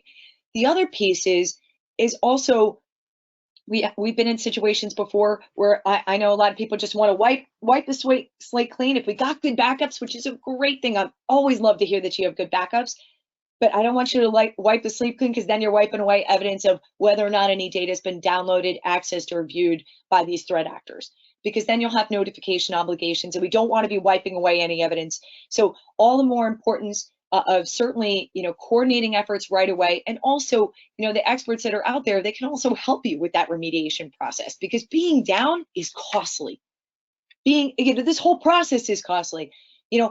Go in with the eyes open and certainly say to ourselves, I need some help. And that's what we're all here to help you with. And there's no penalization to that, right? We're all here to help you. And that's one of the things that I certainly want to get across. And I know Karen could probably speak to this as well. Thanks, Carolyn. Yeah, I would encourage you, you're going to need to make 2 phone calls, and you're going to want these 2 numbers handy. If you have a suspected cyber breach, if you're in the middle of a ransomware event, if you think an employee has wired out, $1 million to what you now have figured out is maybe a bad actor. So you've got some sort of cyber situation. The first one you're going to want to call is the Breach Coach hotline.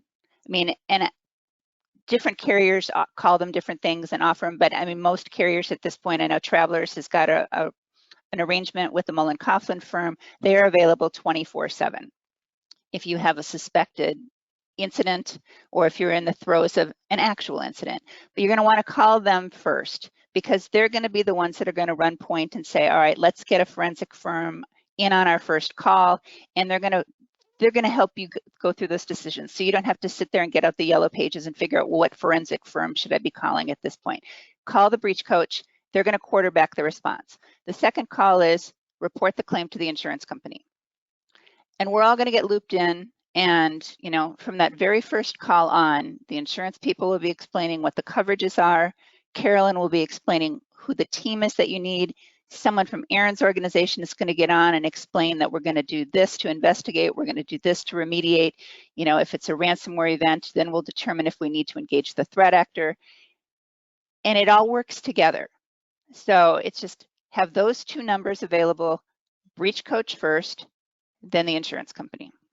So I want to pause there and think about this. So what happens when they don't have insurance availability to them? I think from my perspective, this goes back to that incident response plan. That's fine if you don't want to carry insurance, you don't want to rely on insurance for this, but you should have these same types of people like Carolyn, like Aaron, on standby, quite frankly, and ready to go if you have an event. I'll also question, at what point do you call the FBI or law enforcement? Yeah, Yeah, I recommend when those situations happen to call the FBI immediately.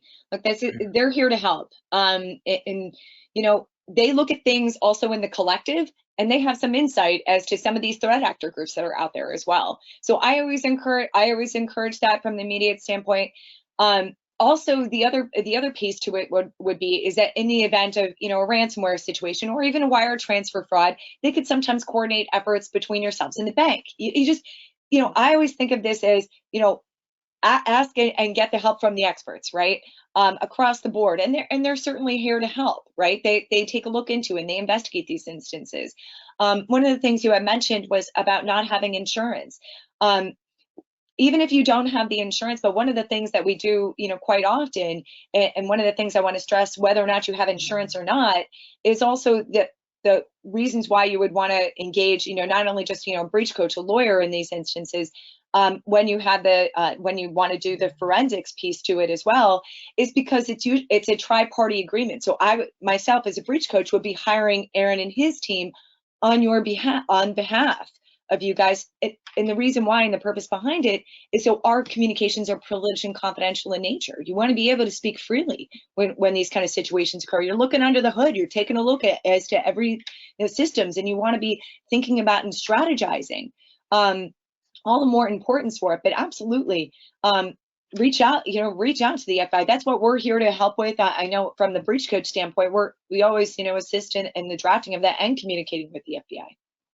Absolutely, and to piggyback on that, I'm sorry, the business email compromise in particular, if you report it to ic3.gov, ic3.gov, within probably 48 to 72 hours of the incident itself, the FBI has specific teams to respond to business email compromise. International relationships, there's a liaison agent in virtually every major city around the world, most anyway, and so where the ultimate destination is, even if it's an international financial institution, there's a probably better than 50% chance of recovery if you report it right away within, like I said, 48 to 72 hours to the ic3.gov. And that also has the recent reports that I was talking about as far as the recent threats to the government, small governments.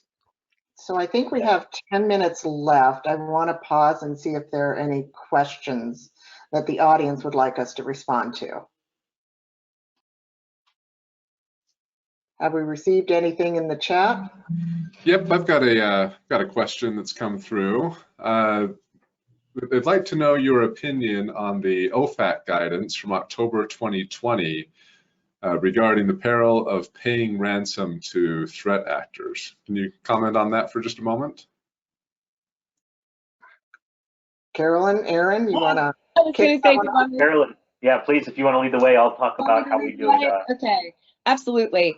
So the OFAC guidance, it certainly actually reiterated and encouraged some of the things that we were already doing within the business, right? So what is the OFAC? What's the sanctions check?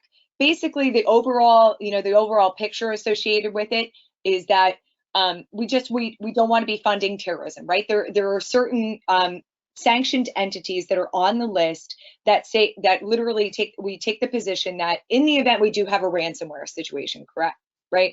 And we're in a situation where we don't have backups. We have absolutely no choice. Like we in our business we don't encourage people to reach out and to make payments to these threat actor groups, right? But there's a lot of situations where you don't have a choice, right?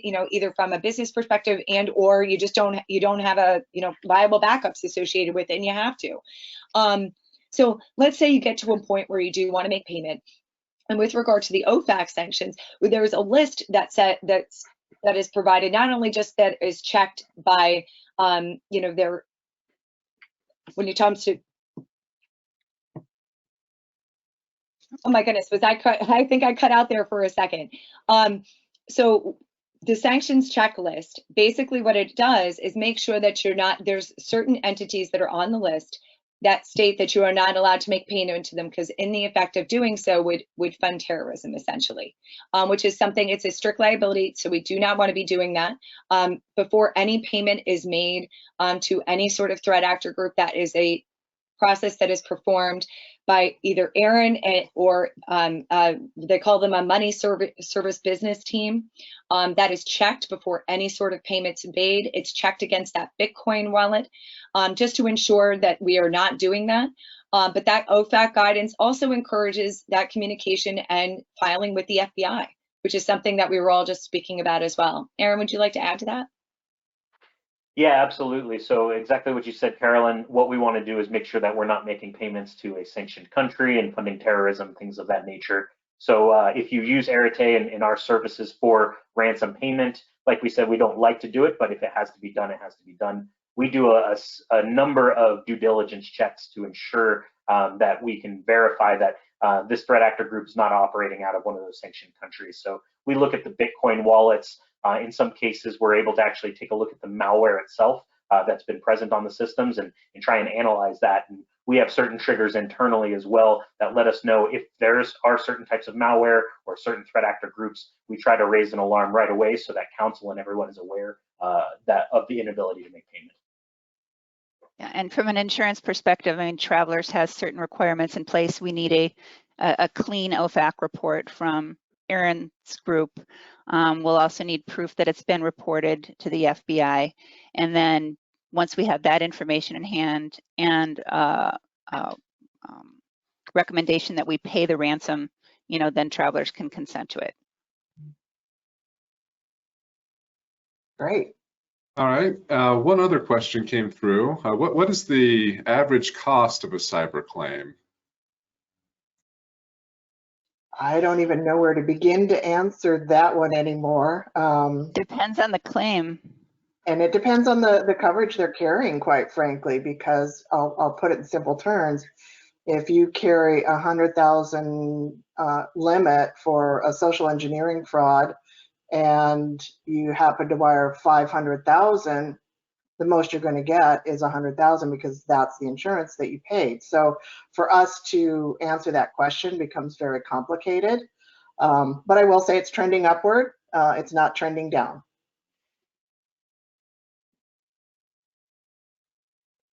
Any other questions? The most you're going. Oh no, I was going to say that's all that's come through for now. But I'll keep the panel open over here, and I'll pipe in if there are more. Okay, so we've got 5 minutes left, I believe, and in that last 5 minutes, what is the one piece of advice that you want to leave this group with? We'll start with Karen.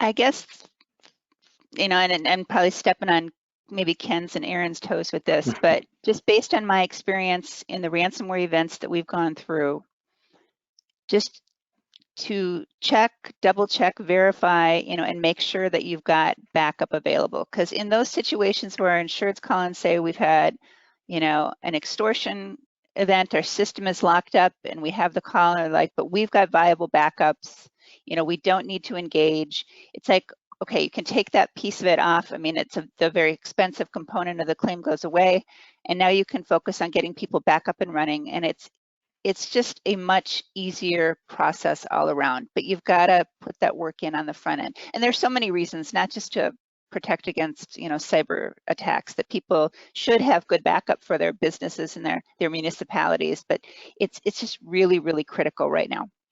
Carolyn. Okay. I would say don't be shy. Don't ever hesitate to reach out. You know, when these kind of situations occur, I would just encourage people to just be upfront, create an environment, especially within the public sector, of encouraging employees across the board and making security and this whole entire process, whether it be business email compromise, wire transfer fraud, ransomware, just involve everyone and encourage people to talk about it, because we were talking about them being the first line of defense, but also just encourage people to report things, because I know a lot of situations, especially as of late, where people are afraid to do it because of being penalized, and that's, you know, unfortunately then you get caught up in a terrible situation. So I would just encourage you know, the public entities and everybody who is on the line is don't hesitate to reach out to experts, but also encourage employees. Aaron, anything other than MFA? Yes, in the event of a ransomware incident, please do not reboot your computers. This can cause many problems. Certain ransomware on reboot will actually destroy it, and you will not even be able to run a decryptor. So if you must do anything at all to stop the bleed, just disconnect it from the internet or from your local network. But please don't please don't turn off the computer, or if you're going to restore from backup, please don't overwrite the encrypted system, because those are the artifacts that we need to tell you how it happened and how to stop it. Ken? Thank you. And again, I'm going to go back to big picture stuff. So understanding what you have, understanding what is of value to you, understanding what might be of value to the bad guys, understanding your responsibilities, and understanding that cyber and security in general is layered and it's shared. Everyone has a part and several aspects. It's several layers that make up the more secure. So one security tool or the latest fad is not going to stop it. You want to have a lot of layers, multi-factor. You want to have the EDRs. You want to have the principle of least privilege with your accounts, because with remote, with cloud, there's no more perimeter really. The perimeter is each individual and what they can get access to and who they are. So understanding that, I think that's probably it. So I want to thank Olympus Insurance for including us in this, and definite thank you to everyone on the panel. If you can't tell, these guys are incredibly enthusiastic about this topic and what we do every day. And so hopefully you took at least one or two snippets away that will help you going forward. So thank you to everyone. Karen, Kirsten, Carolyn, Aaron, Ken, thank you very much. Really enjoyed your presentation. Really appreciate you taking some time with us this morning. Thank you. Have a good day. Pleasure. Thank you. Thanks.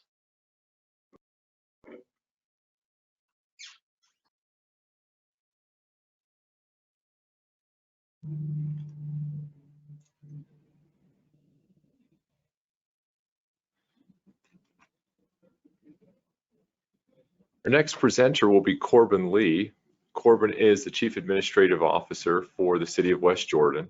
Corbin grew up in Cortez, Colorado, and later attended BYU, where he received a master's degree in public administration. Prior to working for West Jordan, he was the assistant CAO in Sandy, where he worked for 16 years. And Corbin and his wife Jennifer reside in Sandy and have 6 kids. Corbin's presentation will provide valuable perspective on the impacts of COVID-19 specific to city operations. He has a rather unique view, being a CAO, and how there's so many moving pieces that have been impacted by COVID. So Corbin, we welcome you and we're looking forward to your presentation.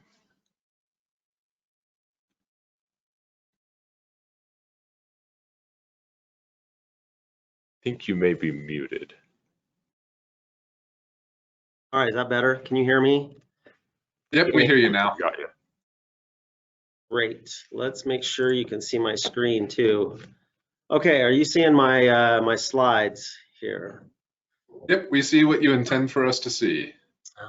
I feel like the third speaker at a ceremony or a church service covering the same material as the 2 previous speakers a little bit. I watched Kurt this morning and thought, man, you got a great presentation and you're covering all the same topics I wanted to cover. So I've been trying to think about how to pivot and change my presentation a little bit to not say some of the same things about COVID and about how we've responded to COVID as what's been covered previously this morning.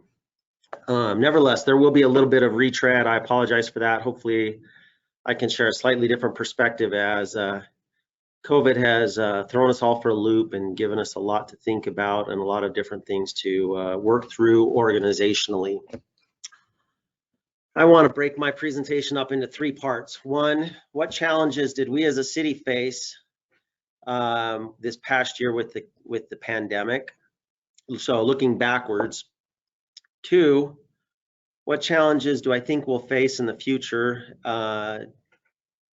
post-pandemic, either dealing with future pandemics or just organizationally, now that we've made some changes in our organization, what kind of challenges downstream will those changes have? And then 3, what should we do about the challenges we're going to face in the future?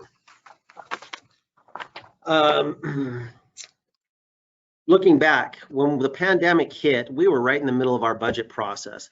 And the very first financial challenge that hit us was budget cuts. It hit us right in the face.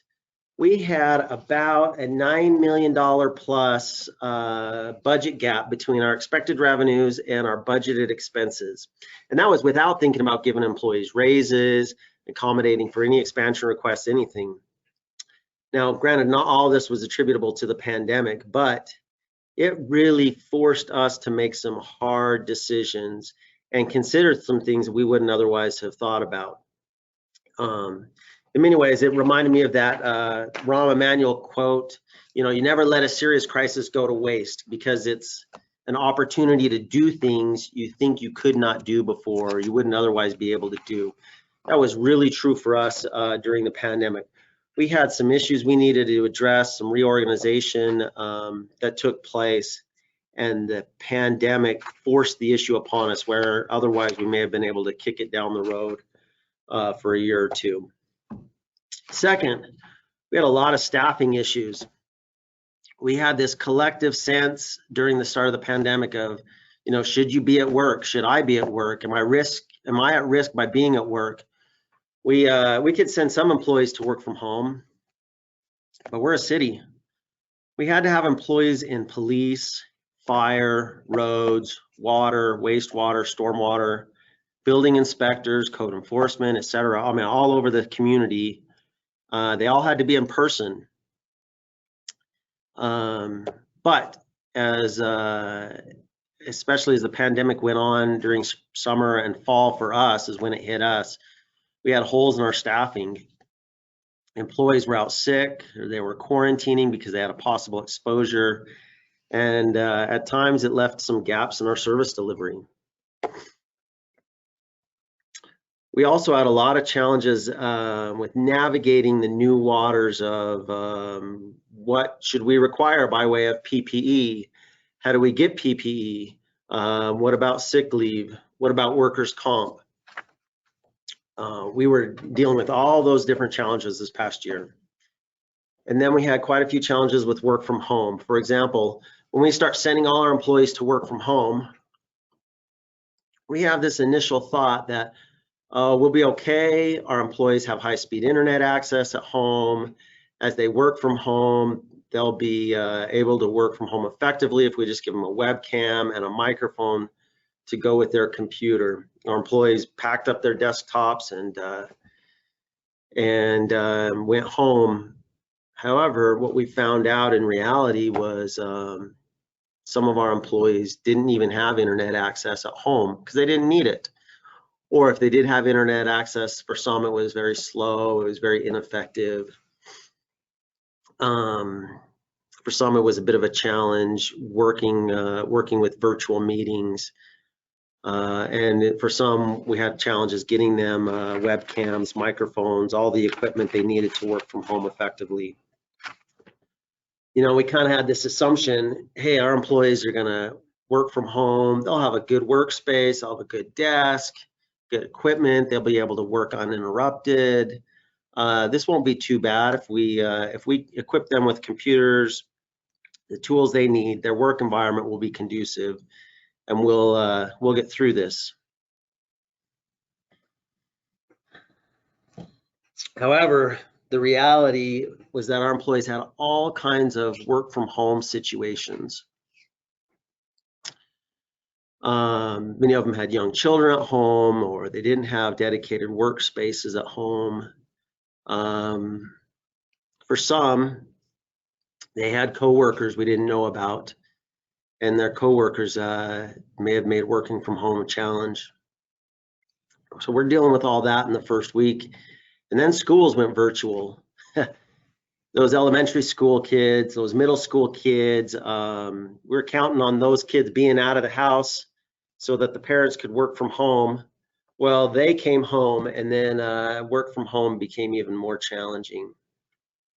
You know, my wife, I love this picture because it reminds me of my wife, my situation. Some of our employees became simultaneously teachers, daycare providers, and IT specialists. I mentioned my wife, she suddenly had to make arrangements for 5 of our 6 kids to all have online schooling. So we had to come up with 5 laptops or computers, all 5 of them on Zoom at the same time. more personal monitoring, checking of their work, their progress at home, keeping kids easily distracted, focused, and trying to navigate 5 different curriculums, 5 different lesson plans in 5 different grade levels. I came home and she just said, I'm just so sick of being an IT employee, because she'd spent the whole day dealing with Zoom and software issues and headset issues, none of which was in her area of personal interest, but she suddenly had to take that role upon herself. Had she been an employee expecting to work from home at the same time, it certainly would have been untenable. Fortunately, she didn't have a job, she didn't have work from home obligations, and we got through it. But for many of our employees, that was a real challenge. Frankly, it's still a challenge for many of them, and we're kind of working through it as we go on. You know, we sent employees to work from home, and we kind of assumed that the efforts we made in the office to support good ergonomics at their workstation would carry over to the home office. However, sometimes the principles of good ergonomics may be getting lost in the execution.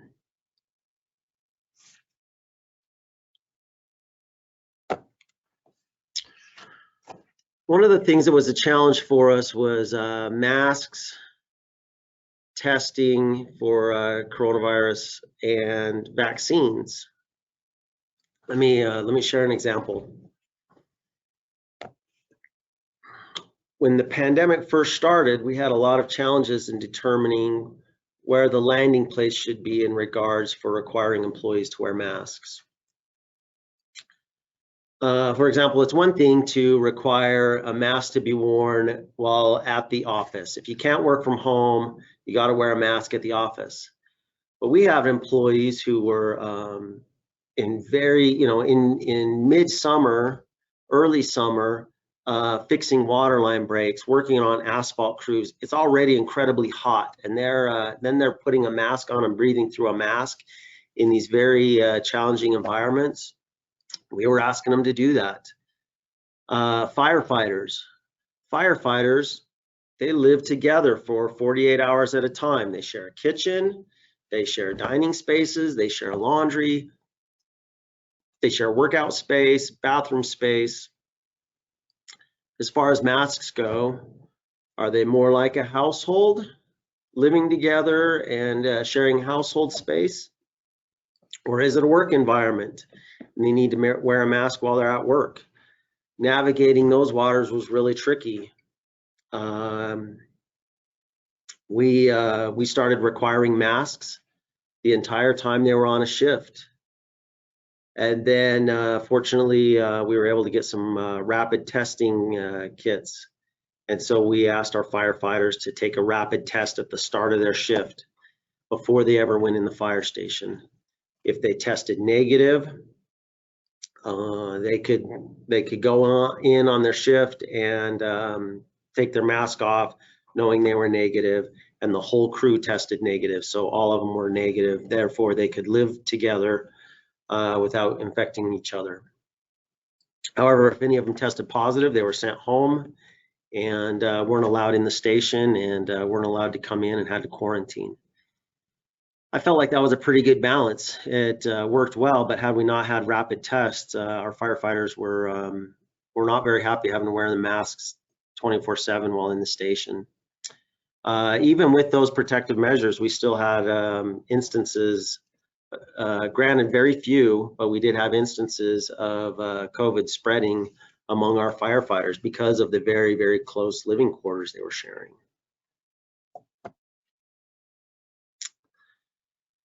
We had a lot of employees with a lot of angst about vaccines. I was being lobbied really heavy from half the employees to mandate vaccines for all employees. Require a vaccine of everyone or they can't come to work. I had the other half of the employees lobbying heavily to say, don't you dare require vaccines as part of my employment. Both sides were using case law, legal arguments, and far too much mental energy was being concentrated on what their peers were going to do in regards to the vaccine. The state legislature made that issue clear for us, so we didn't have to weigh in on that. Very grateful right now that many of our employees are getting vaccinated and have been choosing to get vaccinated, but there was a lot of internal disagreement about what we should do about requiring these vaccines. One of the challenges we had with COVID previous was clear messaging, especially at the start of the pandemic. We weren't giving clear and consistent messaging, and we weren't receiving clear and consistent messaging. We spent the first 2 months trying to figure out what was going to be closed or what was going to be canceled or what might still happen. Would this pandemic be over in 2 weeks as we flattened the curve? And could our summer festival still happen? Or when and how do we allow people back into our buildings? When do we allow arts groups to start renting our buildings again? When might the restaurants reopen? And when can I get a haircut? Or when can I go see a dentist about my aching tooth? We were sending mixed signals, largely, I think, because we were getting mixed signals. Remember this one? We were having a hard time managing the expectations of our residents because we ourselves weren't sure what to do. We weren't sure what to expect. As a result, there was a lot of open and confusing signals that were coming down from both the federal level, the county level, state level, and even us at the city level.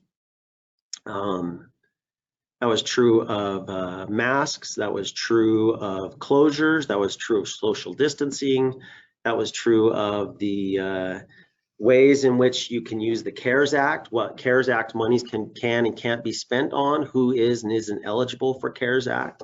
There was a lot of mixed signals being sent. Compare that with the story I read this morning on the AP about Campo Hermoso in Colombia. It's a small mountain village. Colombia, first, the context. Colombia has 50 million people and has had 2.6 million cases of coronavirus.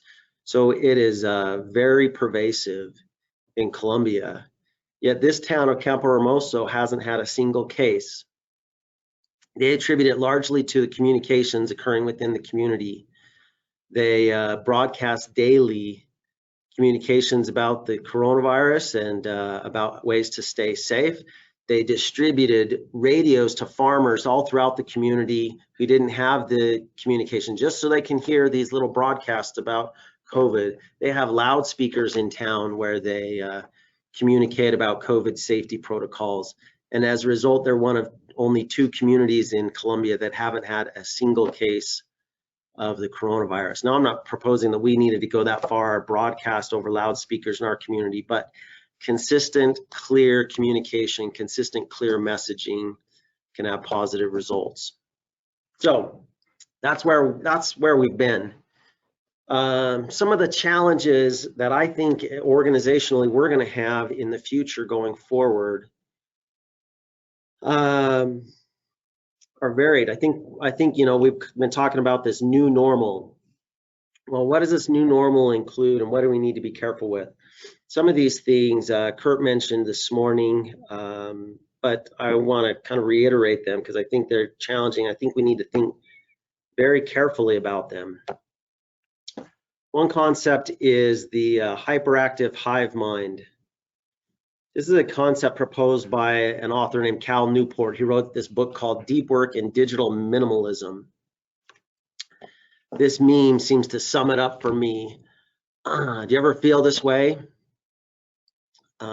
I frequently do, like I'm just getting overwhelmed. Did you get my email? Asking whether you got my email, asking if you saw my Teams message. It can become overwhelming. I used to have 1 or 2 ways people could communicate with me. And I could manage those and kind of focus on, all right, I'm going to look at this source for communications and this source for communications, and I know I'm not missing things. But now there's snail mail, there's a desk phone with a voicemail on it, cell phone, text messages, instant messages, email, Facebook messages, LinkedIn messages, Instagram comments, team messages, Slack, Zoom, chat box. So many different sources of messages, so many different ways for people to try to reach out with us can be overwhelming. It can be highly distracting. Cal Newport's concept of this hyperactive hive mind is that all of these different sources of communication, especially these digital sources of communication, are not only highly distracting, but they're taking us away from deep concentration, a deep ability to think clearly and critically about the work we're doing. I want to apply this to its concept in rock climbing. I love rock climbing. In rock climbing, there's some concepts that are absolutely critical for safety. One concept is that you never talk with your climbing partner while they're tying in. The reason is that you need to give your partner some space. You need to give them a minute to quietly make sure they are safe and secure with the rope system. You don't want to distract them while they're tying in, while they're doing the most important thing. We got to think a little bit about, when are our employees tying in? When do we need to give them some space? When do we need to carve out safe space for them to not be interrupted, so that they can do their most important work, so they can do their safety check, their deep focus dive. As managers, as leaders, we need to set an example. We need to organize ourselves, and we need to set boundaries so that our employees can succeed in this area. One of the challenges I think we face in the future is I mentioned challenging communications we were receiving. We need to communicate clearly. We can't afford to send any mixed signals again on our part. Again, I want to relate this to a rock climbing concept. In rock climbing, partners have to be extremely clear in their communication for one another, when they are not on belay. On belay is when you're in a safety system and your partner will catch you if you accidentally fall. When you are or are not tied into your anchors, if you miscommunicate, the consequences can be deadly. That's why the communication between teams is incredibly important. It has to be organized, has to be worked out prior to you ever leaving the ground, has to be kept simple, it has to be communications that you use over and over and over again. This was really driven home to me once a couple years ago. I was climbing Castleton Tower down in Castle Valley near Moab. And on the north side of Castleton Tower, there's this deep chimney. And I love rock climbing. I'm not great at it, but this chimney is the best and easiest. It's not the best, it's the easiest way up the tower. And you climb this deep chimney. And when you're inside this chimney, communication's clear and easy. Your voice travels in the chimney, it kind of echoes around. And when you get to the top of a pitch, you anchor in, you can communicate clearly to your partner. I'm tied in, I'm off belay, so that then they can take their belay off, and they can gather themselves up, and they can get ready to climb while you get ready to belay them from above. That was well and good while you're in the chimney. But as you near the top, there's a pitch, a rope length, where the lead climber climbs up and out of the chimney and around a corner onto the exposed face for a minute. And the anchor station is outside of this chimney. The day I was climbing it, my partner climbed up and out, and suddenly with the wind and being out of the chimney, you couldn't hear a thing. You couldn't communicate between climbing partners at all. And we had to rely on the plans we had on how we would communicate, both verbally and non-verbally in that instance, because we couldn't hear each other. it really drove home the point for me that you had better work out those communication systems very clearly before you ever leave the ground.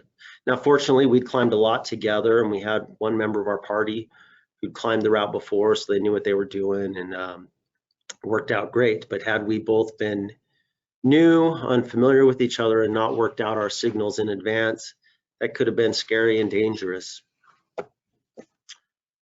One of the challenges I think we'll have going forward are financial challenges. As local government organizations, we're going to have financial challenges regardless of any future pandemics. For us as cities, the financial outlook looks something like this. Many of our revenue sources are flattening out or declining, yet the costs continue to rise every single year. Well, you project that out a couple years, and that gap between expenses and revenues grows dramatically. All of us are facing a constituency that doesn't want to be taxed any more than they have to. We've got to learn to work through that. We can't continually just rely on tax increases or fee increases. We have to learn to manage the resources we have in the most effective ways possible. Now, that's a lot more than just the platitude of do more with less. We have to assess and analyze ways to become efficient, ways to be effective, ways to use our limited resources, and ways to use tools to help stretch our limited resources.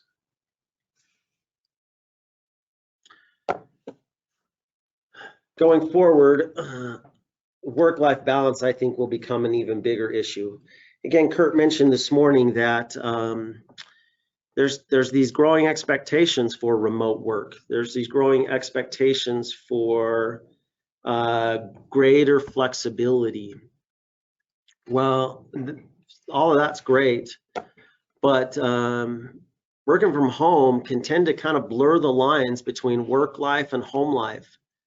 If you throw into that challenges with families or schooling or second jobs, things can get very, very complicated very quickly. You know, I think a lot of us have this perception that, hey, I'm going to work from home. I can work anywhere. This is going to be great. I have the opportunity to sit on the beach. I can relax. I can enjoy the great views. I can take more vacation time because I can sit next to the pier, log in and work remotely while I'm on vacation, and therefore I'm not really on vacation. So I don't need to take more vacation days, but I'm stretching my work abilities. Problem is, in reality, I think the challenges that come with the ability to work from home or work from anywhere also create this expectation to work from anywhere, this expectation that you might be asked to work from anywhere, or that your employer expects you to be available from anywhere, including working from that hotel room or being present at every virtual meeting. Because you have that ability to be on, to be connected, to be at the virtual meeting anytime you're within cell phone range, sometimes there's an expectation that you will, whether that's an organizational expectation or a personal expectation you're putting on yourself. I think we're facing a challenge of burnout among our employees as a result. And particularly among our fantastic employees, our very best employees. They're going to work themselves to death, or we're going to work them to death if we're not careful, if we don't guard against it. Our employees are often so committed to their jobs that they won't make time for themselves, or they'll make time for themselves, but they'll quickly get pulled back into a situation, an issue, something that can't wait. However, we need our very best employees to be at their best for the long run. That means supporting and encouraging them to keep a healthy balance, to take digital breaks, mental breaks, to sharpen the saw, whatever you want to call it. We need to be very careful, I believe, about this issue of burnout. Going forward, as many of our employees started working from home, Organizationally, we need to be aware of the challenges of workers' compensation issues with employees who are working from home. This is something that hadn't been on my radar a lot until more recently, as we started working through a work from home policy. The issue of workers' comp claims, work from home, kind of started blending into our work from home policy, and areas where we wanted to be flexible or extend trust to our employees while they work from home bumped up against the reality of workers' comp claims. Let me explain. There's a case right here in Utah where an employee had a work from home arrangement with their employer. They would, as part of that work from home arrangement, they would receive business mail at their home. Well, business mail was just coming to their home address, was intermingled with their home mail. One day, the employee slipped on the ice in his own driveway as he was walking out to get the mail. And he was spreading salt on the ice, you know, doing what he does while he gets the mail, kind of intermingling personal activities, personal needs at his house with the work needs. Well, he fell, tragically became a quadriplegic. It was a highly contested case in the courts. And my understanding is the courts eventually ruled that this was a workers' comp claim because of the work from home arrangement, because his business mail was intermingled with his home mail. And so going and checking the mail was considered part of the scope of his employment when that accident occurred. You know, we have this expectation, this thought that our employees are working from home in clean, safe environments with minimal hazards. But we need to be careful what we're assuming. If that slip and fall at home is a workers' compensation claim, we may need to be careful and navigate the work from home waters carefully, finding the right balance between making sure our employees are operating in a safe manner, operating in a safe environment, anytime that they're in the scope of their duties, scope of their employment. And yet we need to kind of keep a balance on organizational overreach. You know, our first blush at a work from home policy, many of our managers felt like we had a lot of organizational overreach, that we should extend a lot more trust, that we should have our policies more vague, yet thinking about that workers' comp claim kind of pulled us back on some of that. So those are some of the challenges I think we're facing going forward. What should we do about it? Lots of challenges. Where do we go from here? I don't know. I've got some thoughts, but I really want to hear from you about what should we do managing these challenges in the future. Here are a few of my thoughts. We need to manage our technological tools. Oftentimes we start implementing technology and we get really excited about technology in and of itself, and we start to think of the technology as the end. Well, technology isn't the desired outcome. The desired outcome is improvements in our community, improvements in the quality of life of our residents. We need to make sure that the technology is helping us get to the right outcomes. Not only are we using the right technology, are we implementing it correctly? Are we putting in the correct inputs to give us the correct outputs that really focus on, most importantly, not the outputs, but the outcomes?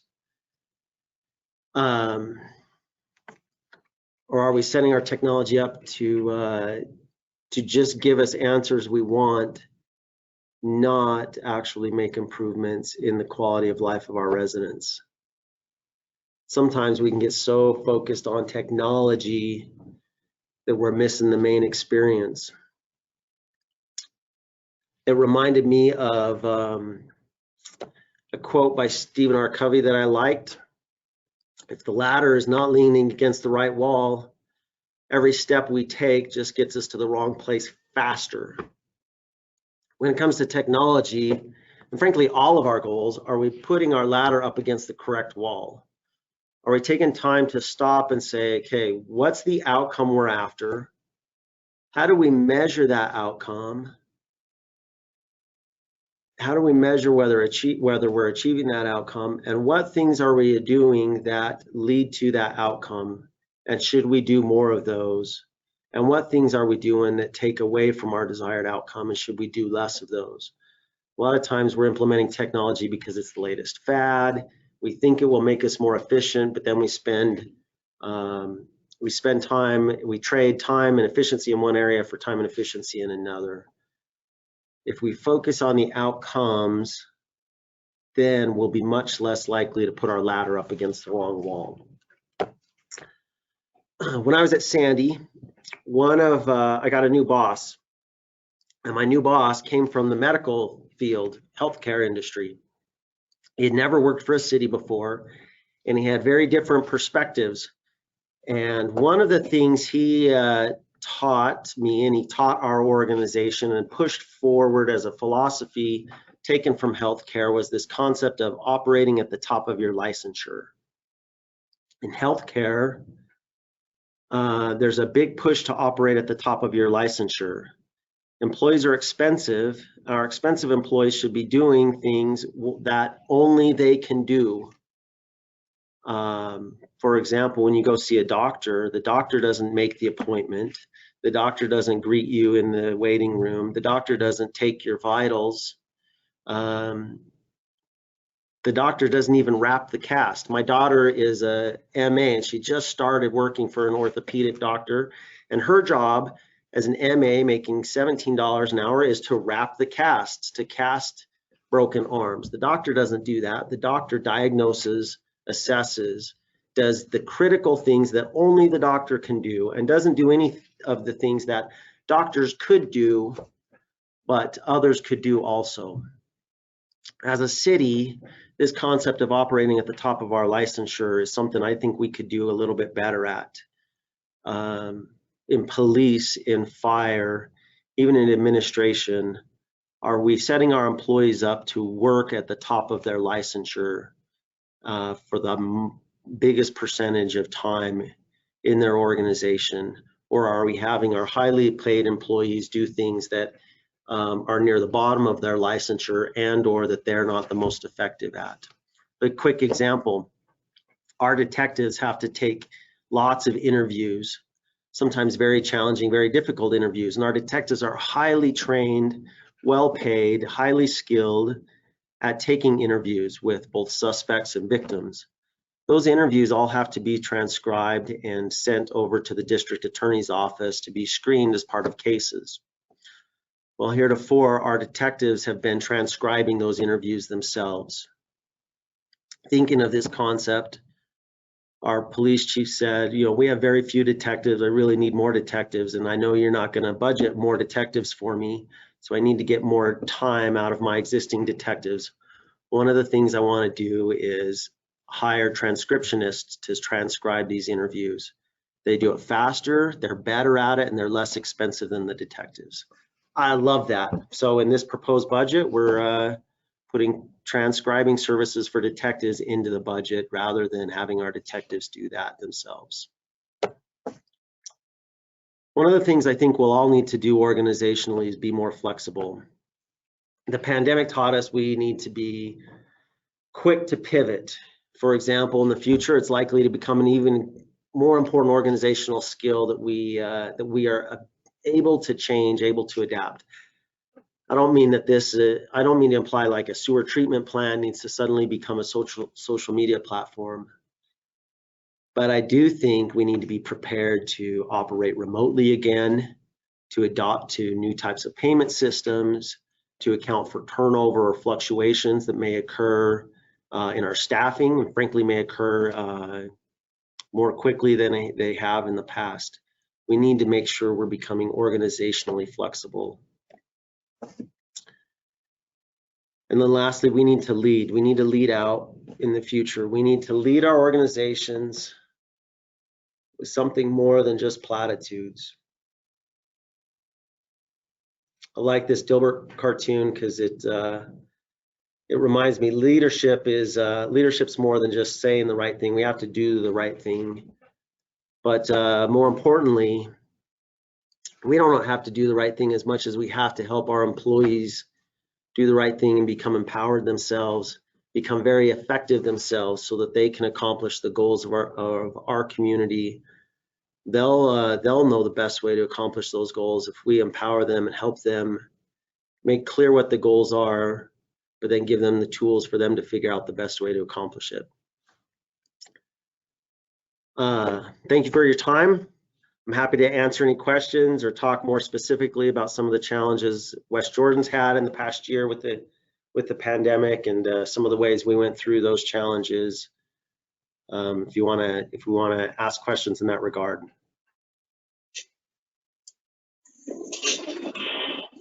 Thank you, Corbin. We've had quite a few questions come in and one comment. Chief Wallentyne said he is extremely grateful that you do support that, minimizing digital overload. So, yeah, that concept of the hyperactive hive mind and Cal Newport's book was pushed to me by Chief Wallentyne. I'm grateful that he mentioned that because it was something that was on my mind. I didn't quite know how to articulate or express, but I was certainly feeling it myself, as I think many of our employees are. And the book, and if you don't want to read the book, there's a podcast where he's interviewed. It's a good conversation about what should we be doing with managing digital overload and being careful about it. Excellent. So we're actually getting even more questions. So, and I know some of these you may have touched on, so I'll still read them off briefly. What are some of the more recent budget priorities and changes that have come from COVID? Are there areas that have been impacted from the budget, short term and long term? Yeah, the COVID accelerated directions we were already headed. For example, improving our online payment capabilities, improving our online interactions. Well, those were things we needed to do. We knew organizationally we needed to get better at. COVID made that crystal clear, and frankly, a can't wait any longer type of situation. So because of COVID and, we scrapped budgets. We were in a 20% budget hole. That's a huge hole to overcome. Yet, nevertheless, even with that deep hole, we prioritized and put money towards a new website, new online payment systems, new software for tracking our land use decisions and our land use processes, so that we can improve, so we can give ourselves the digital tools to be more efficient and effective in the future, with or without a pandemic. Excellent. So do you anticipate the city will have outdoor or other events return, and what changes do you expect? Yeah, good question. We do anticipate outdoor events this summer and this spring. We're planning on soccer games, 4th of July, a rodeo parade. We are planning, however, on limiting capacity, mask wearing voluntarily, spacing and social distancing. If it's an enclosed space, like in our rodeo arena, we will require masks. Frankly, we think the county, Salt Lake County, and the mass gathering permits will require those masks, those kinds of things. Okay. Excellent. Has COVID changed the long-term vision of elected officials in the city at all? Has there been any significant pivots from their standpoint that you've observed?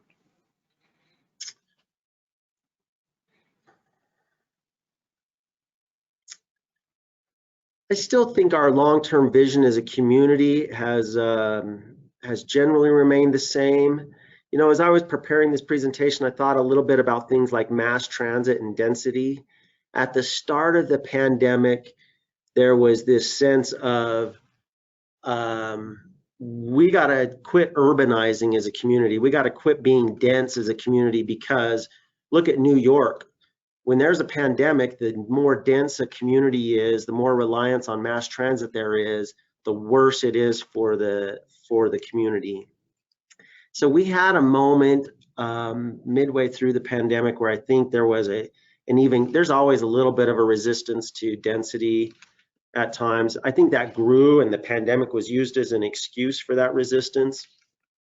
I think that's softened quite a bit as we've seen that the virus has spread throughout the nation, regardless of whether a city is particularly dense or not.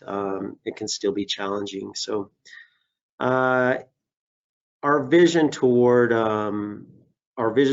online interaction and our acceptance of work from home and remote working has certainly changed a little bit because of the pandemic. But as far as where we want to go as a community, I don't think that's changed a lot. Okay, thanks. And the last question, I think you already kind of touched on it. Do you envision a greater, emphasis will be placed on work from home and permanent remote employees that maybe never have an office at City Hall? Yeah, I think there's some of our employees that have worked from home just as effectively or even more effectively than working in the office. Particularly for us, accountants, attorneys, some of our customer service staff who are answering phone calls and taking payments. Maybe like someone like a graphic designer, they could be very effective working from home. For our employees who have desk jobs, and in theory you think they could work from home, but in reality they have very team-oriented desk jobs. These are people like capital project engineers and planners. I think work from home has been very much a mixed bag. Those kinds of employees I expect will probably ask to be back in the office a little bit more. Okay. Well, great. Well, thank you very much, Corbin. Excellent presentation. I know we've had lots of other positive comments on it. So terrific job. Thank you very much. Thank you. Our next presentation will be from Kevin Cowan. Kevin has been the district manager at the North Davis Sewer District for over 23 years. His experience while at the district includes overseeing several successful expansion projects of the district's treatment facilities with construction costs of over $150 million. And during his tenure, the district has been honored with numerous awards, including national and local safety program awards, as well as outstanding treatment plant and organization excellent awards. The district was awarded the OSHA Sharps verification, which for those of you familiar with OSHA is a fairly big deal. It's really the apex of all OSHA awards, and subsequently the district is the only wastewater agency in the nation to receive that recognition. Prior to work at the district, he worked as a wastewater engineering consultant for an international engineering consulting firm. Kevin is also the past president of the Water Environment Association of Utah and served as a delegate of the Water Environment Federation, or WEF. And WEF awarded him with the Arthur Sidney Bedell Award for extraordinary service to the organization. And then this last mention here, he's also a member of the Select Society of Sanitary Sludge Shovelers. Bit of a tongue twister. Kevin is a graduate from the University of Utah with a bachelor's degree in civil engineering and is a registered professional engineer in the state of Utah and holds a grade 4 treatment plant operator certification. Today, Kevin will outline, the impact of building a lasting safety culture and how they've managed to achieve that and really maintain that at North Davis Sewer District. So with that, I'll turn it over to you, Kevin. Okay, can you hear? I can't see my slides, Brian. Do I need that? We may need to switch monitors. We see just a desktop.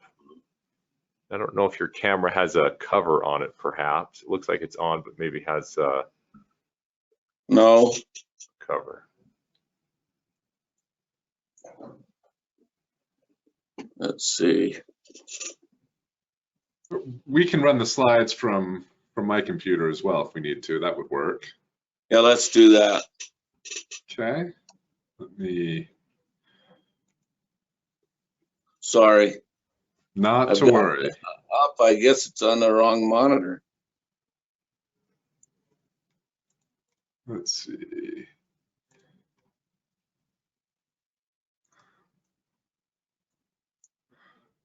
Let me just reshuffle a couple of things around my monitor, and I'll have it up in front of us.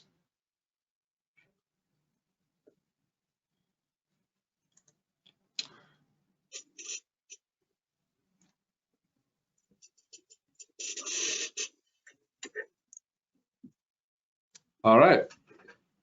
Believe we should be good to go. Okay.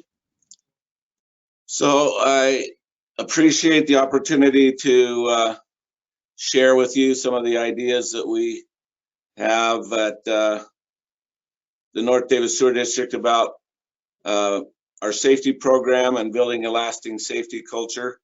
Appreciate Olympus Insurance Agency for hosting these conferences. Over the years, I've benefited from several great ideas and presentations given by others.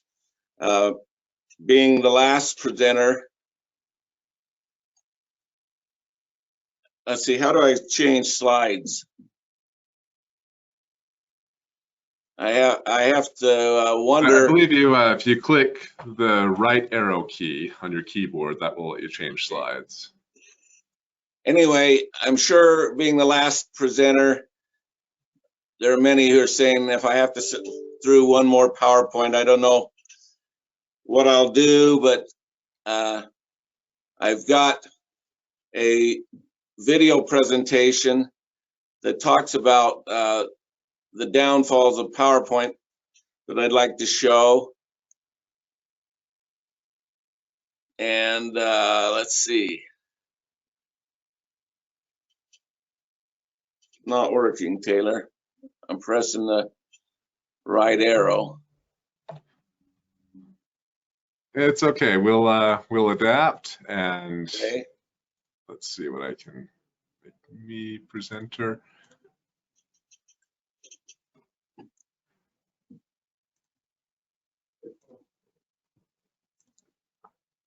Shoot.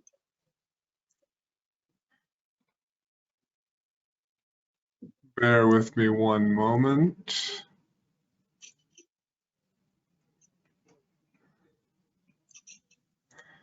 Yeah, for some reason my video sharing option has disappeared, but it worked yesterday. Is audio coming through, Kevin? Can you hear it? I can't hear the audio. I can see the video. But that's okay. We'll go on. So sorry. That's all right. Laid plans, right? Anyway, I like this video presentation because it talks about, you know, using too many bullet points, color schemes that don't work, font styles that detract from the presentation. But the presenter I like for a couple reasons. He's an engineer and I'm an engineer, and he gives us engineers hope that someday we may be able to communicate with other people and tell a joke that some will actually laugh at. And it's a pretty humorous presentation. But anyway, next slide. Sometimes we rely on luck as our safety program. And luck is not a good, reliable way to approach it. Here's a video. I guess if the videos aren't working, I'll have to do without them. But it shows several instances where just by luck, people are spared tragedy or disaster.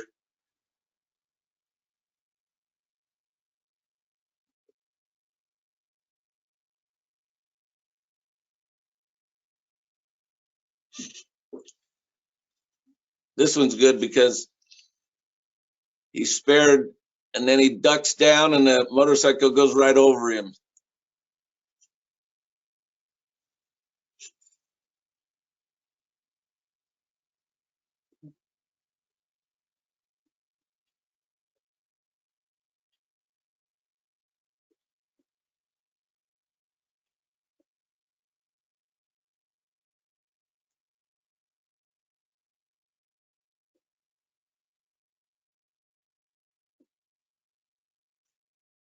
We could advance, Taylor. I think that's enough time on that. So in a business culture, the culture is made up of the beliefs and behaviors from the company's employees, and sometimes that develops organically, but I want to show, next slide, the culture can be influenced by focusing or encouraging the behaviors of the employment of the employees, by promoting them, fostering them, training on those. And as I prepared the presentation, I wanted to approach it on a step-by-step basis and wondered how many steps maybe I should present. And I thought a little bit about it and thought, well, 7 steps worked pretty good for Steve Covey, and it rhymes with my name, so I'll go with 7 steps. So here we go. First step, plan and develop to build the safety program and build a safety culture in your organization.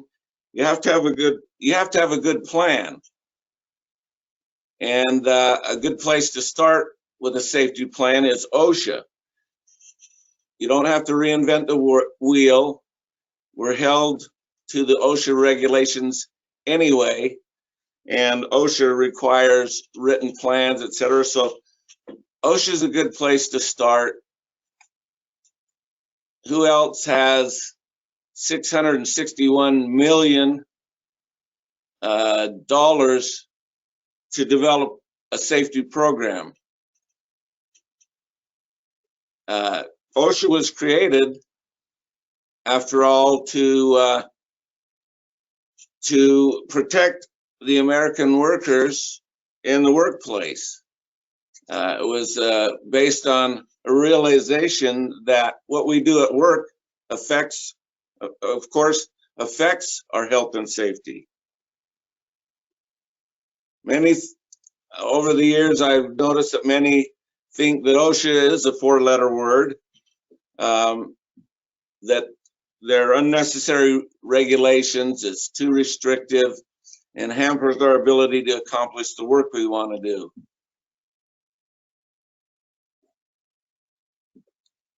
This is a pretty famous photograph showing workers sitting on a suspended steel beam, not tied off, no PPEs. In fact, some of them bare-chested. That's the way work used to be done, not exactly safe.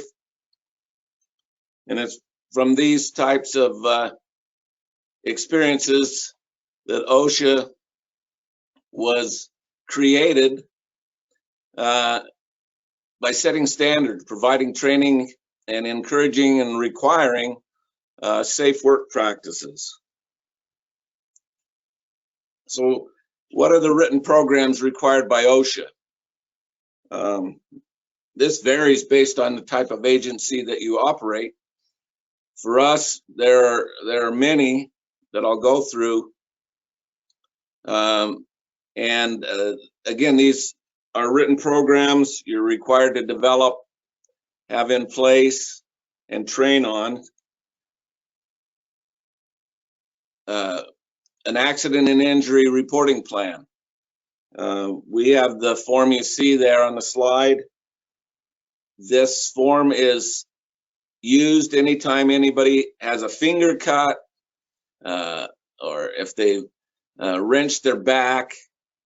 that accident and injury reporting form is used to document the injury itself, but also the follow-up.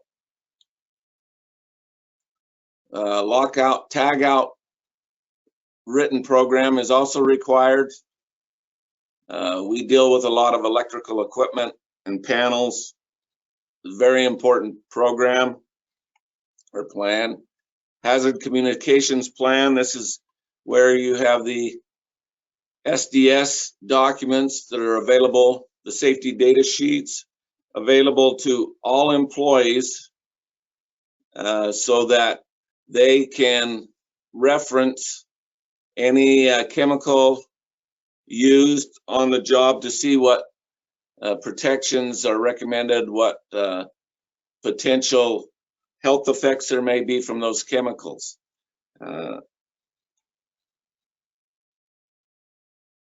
Another written program required is noise exposure control. This has to do with measuring the volume of the noise in various working areas, and then depending on how loud an area is, whether hearing protection is required, and this program also requires that you perform annual hearing tests and over time document hearing loss of employees. A written program of emergency response team, process safety management, respiratory protection. There are many. Confined space entry, waterborne pathogens, bloodborne pathogens, chemical hygiene plan, emergency action plan, industrial truck safety, and you can see that there are a lot of plans that have to be written up and then available to an OSHA inspection. And also you'll see later when I talk about training that the employees need to be trained in all of these areas.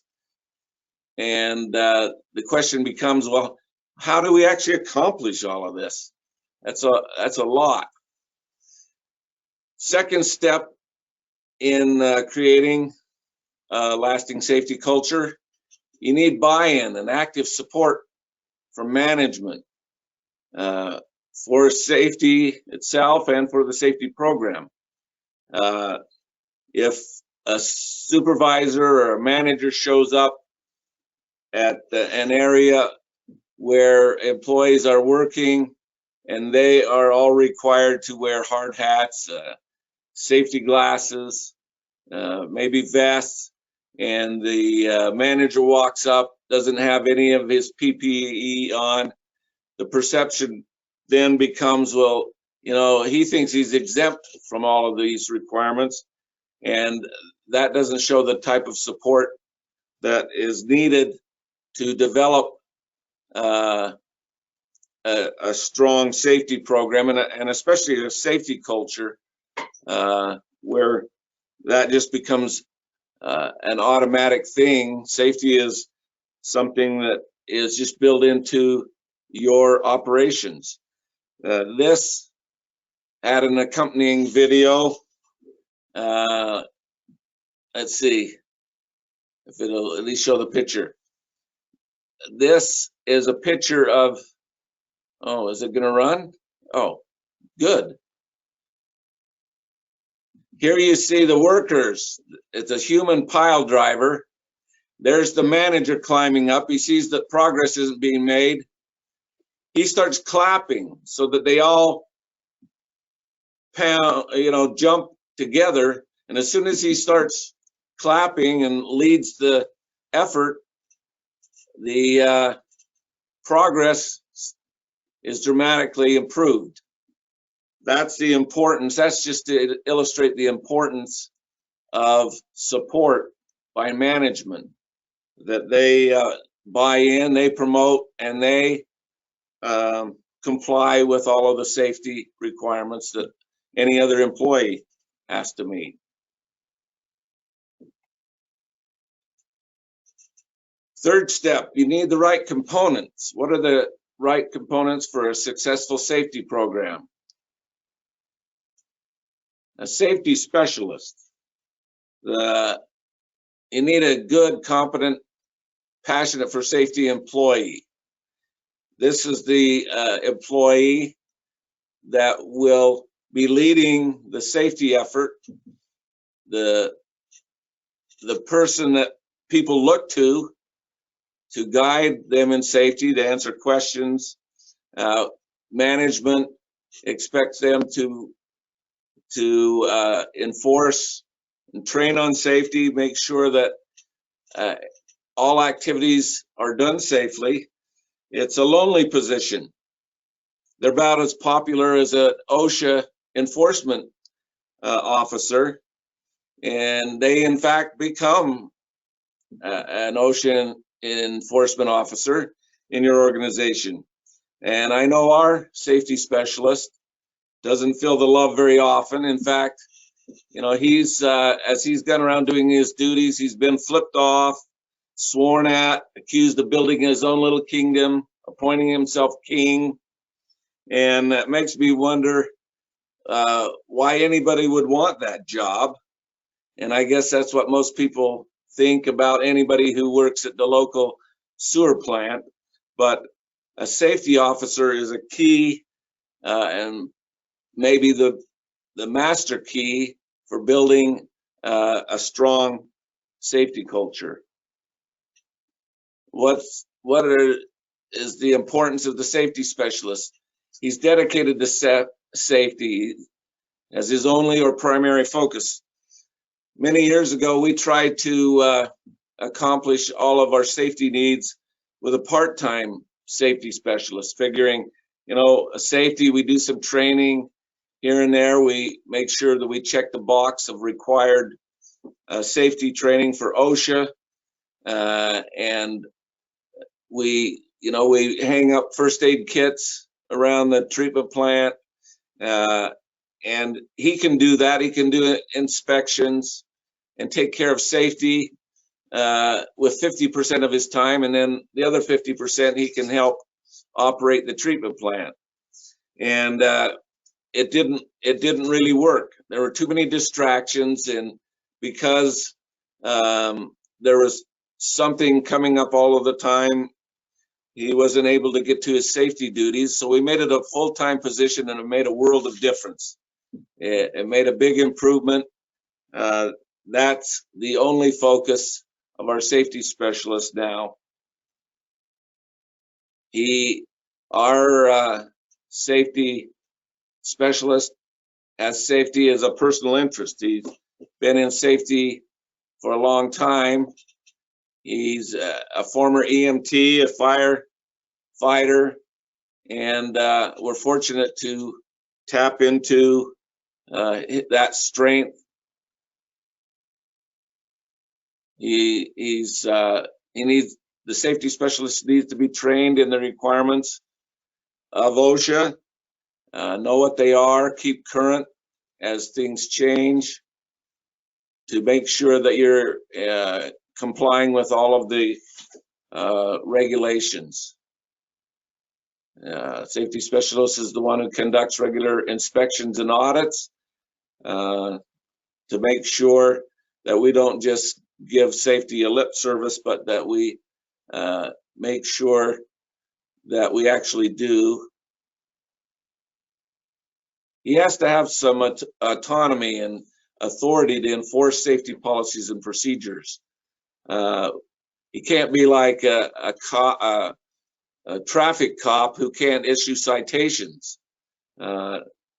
He has to have actual authority to do enforcement. Otherwise, you get into a situation where all employees know that the safety guy's going to come around, but you know, he may say some things, but in the end, he can't do anything, so it's not all that important. He has to have the committed support of management. When somebody says, you know, I think he's getting out of line, he's making things so hard that we can't do our jobs. It takes us forever to set up to do it the way he wants us to do it. And you know, in the past we did it a different way, and it was much easier than before the guy made us comply with the safety rules. Management has to then say, yeah, you need to follow those safety rules, and that's why we have a safety specialist. He tracks and documents all safety training so that when there is an inspection and audit, that we can actually show that the training took place, on what day, who attended that, who taught that. Make sure that we train, but that we train in all of the required areas. He conducts and documents accident investigations.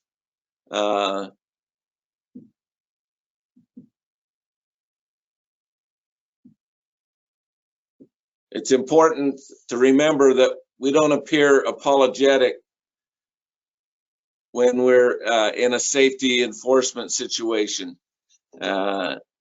Oftentimes it's easy to come up on a situation, the workers are doing a task and you can see that they're intent on doing it and working hard, but they don't have their PPE on. They didn't bother to put on a hard hat or gloves, etc. And you come up on that situation and say, guys, hey, put your PPE on. You're gonna make me look bad. I know it's stupid, but we've got to wear hard hats. If the boss comes by, it'll look bad for me if you don't have your hard hat on. Well, that sends the message that, hey, you don't really believe in it either. And it really weakens the safety culture. You need to be consistent. Always require proper safety preparations and wearing of PPE, conducting work in a safe manner. It's never one way this time, and then, you know, in this instance, because time is more important, we got to get this done quickly, we can forget some of the safety rules. No, we always consistently enforce the safety practices. Never treat management different than the employees. Everybody is expected to abide by the same rules. I've got this highlighted. Believe in what you're doing. You have to believe that what you're doing is important enough that even if you take flack, that you insist on it because you're protecting fellow employees from the risks and dangers of the job they do. And when people know that you believe in what you're doing, they respect that and are more likely to comply.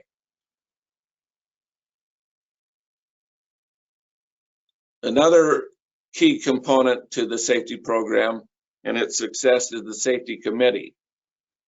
Our safety committee is chaired by our safety specialist. The committee serves in the position of reviewing any accidents and discussing them in their meetings. How did that accident happen? Is there anything that we can do to prevent that in the future? And initiates corrective action. Makes recommendations to management and the board. If they find through investigation of an accident, for instance, that some piece of hand railing, for instance, would have prevented somebody from falling off a curb or a raised area, and twisting their ankle. They make recommendations that handrail be installed and those types of things. They prepare and submit the safety budget for approval as updates to safety policies and procedures are seen as needed based on experience or changing regulations. They oversee that. They consider comments and suggestions from employees and others. The members of our committee represent all the various divisions of our organization. The administration, our treatment plant personnel, collections personnel, laboratory, operators and maintenance workers. One time we had an operator on the committee, but no maintenance employee on the committee. And the comment came, hey, you've got somebody from the plant there, but he's an operator. He doesn't know the safety issues faced by the maintenance workers. We need a maintenance worker on there too to represent our concerns and needs. And so we added a maintenance worker.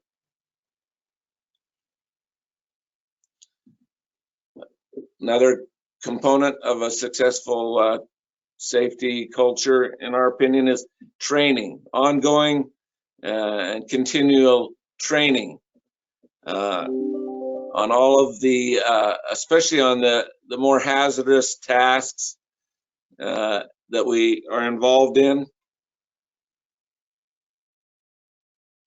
OSHA, of course, requires that you conduct training on an annual basis for many topics. If you're in the category where these are applicable, these reflect all of the written plans that I mentioned earlier. And you need to document, again, that you conducted the training, who was there, who taught it, how long you spent on it, and keep those records in case you're inspected or audited. Again, just a lot of training, and you can see that if you don't have a full-time safety specialist, who's going to have enough time to prepare and conduct all of this training? It's difficult even for a full-time safety specialist to make sure that all of this is this training is conducted.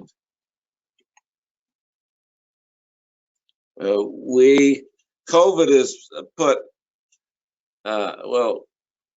made things more challenging as far as getting groups together for training. Prior to COVID, we did a lot better job at gathering consistently and regularly. COVID's put, again, a dent in that, but we try to hold weekly tailgate meetings, safety tailgate meetings with each of our divisions. These are customized for the tasks or the work environment for the individual divisions. They're short, 5 to 10 minutes, but just a reminder so that we can be consistent and keep safety continually on the minds of our employees. Monthly in-depth safety training conducted. This is where we've taught CPR. We go through the use of automated electronic defibrillators and other associated training at our monthly more in-depth training. We've held mock disasters, chemical leak. We've staged chemical leaks, fires, and actually involved our local fire department to coordinate and train so that if an actual chemical leak or fire occurred, that we would have had some experience in dealing with that type of situation. Fourth step to building a safety culture. Make sure that all employees know that they can give input, give suggestions, and that they will be carefully considered.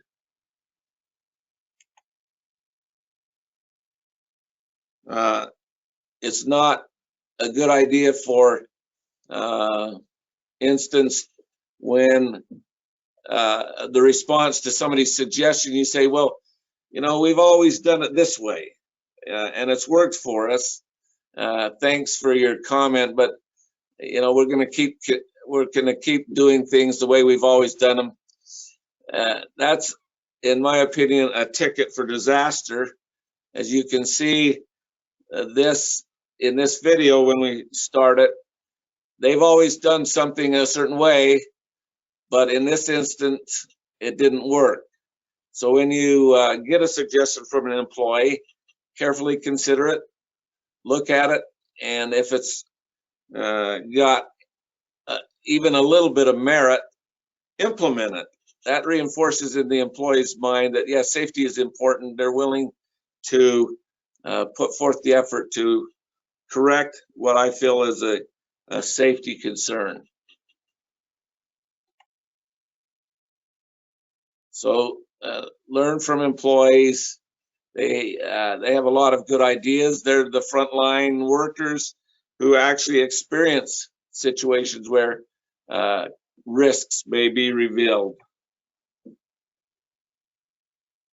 In fact, the law requires that very thing, that we provide a safe work environment for all employees, and employees have the right to raise a safety concern without fear of retaliation.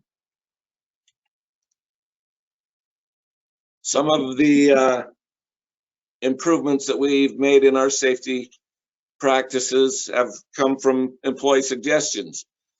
Arc flash is a big risk in working with electrical panels, and at some point we became aware of the requirement to have special clothing for our electrical workers that complied with the OSHA or the arc flash regulations, and so our electrical employees, electricians, wear different uniforms than our other employees so that they can comply with the arc flash requirements. There was a task where we dealt with sheet metal type machinery, and there were several cuts because of the sharp edges of the sheet metal. Our safety specialist took on a way to improve that operation, or something that would mitigate the danger of being cut. He found some inexpensive Kevlar gloves that are resistant to cuts. They can be worn under the rubber gloves, and that also was came from a suggestion of employees. Our employees didn't feel confident in a chlorine offload, climbing on top of the tanker truck without being tied off, and so they asked if we could somehow construct a suspended cable that they could tie off on. We had it designed and installed.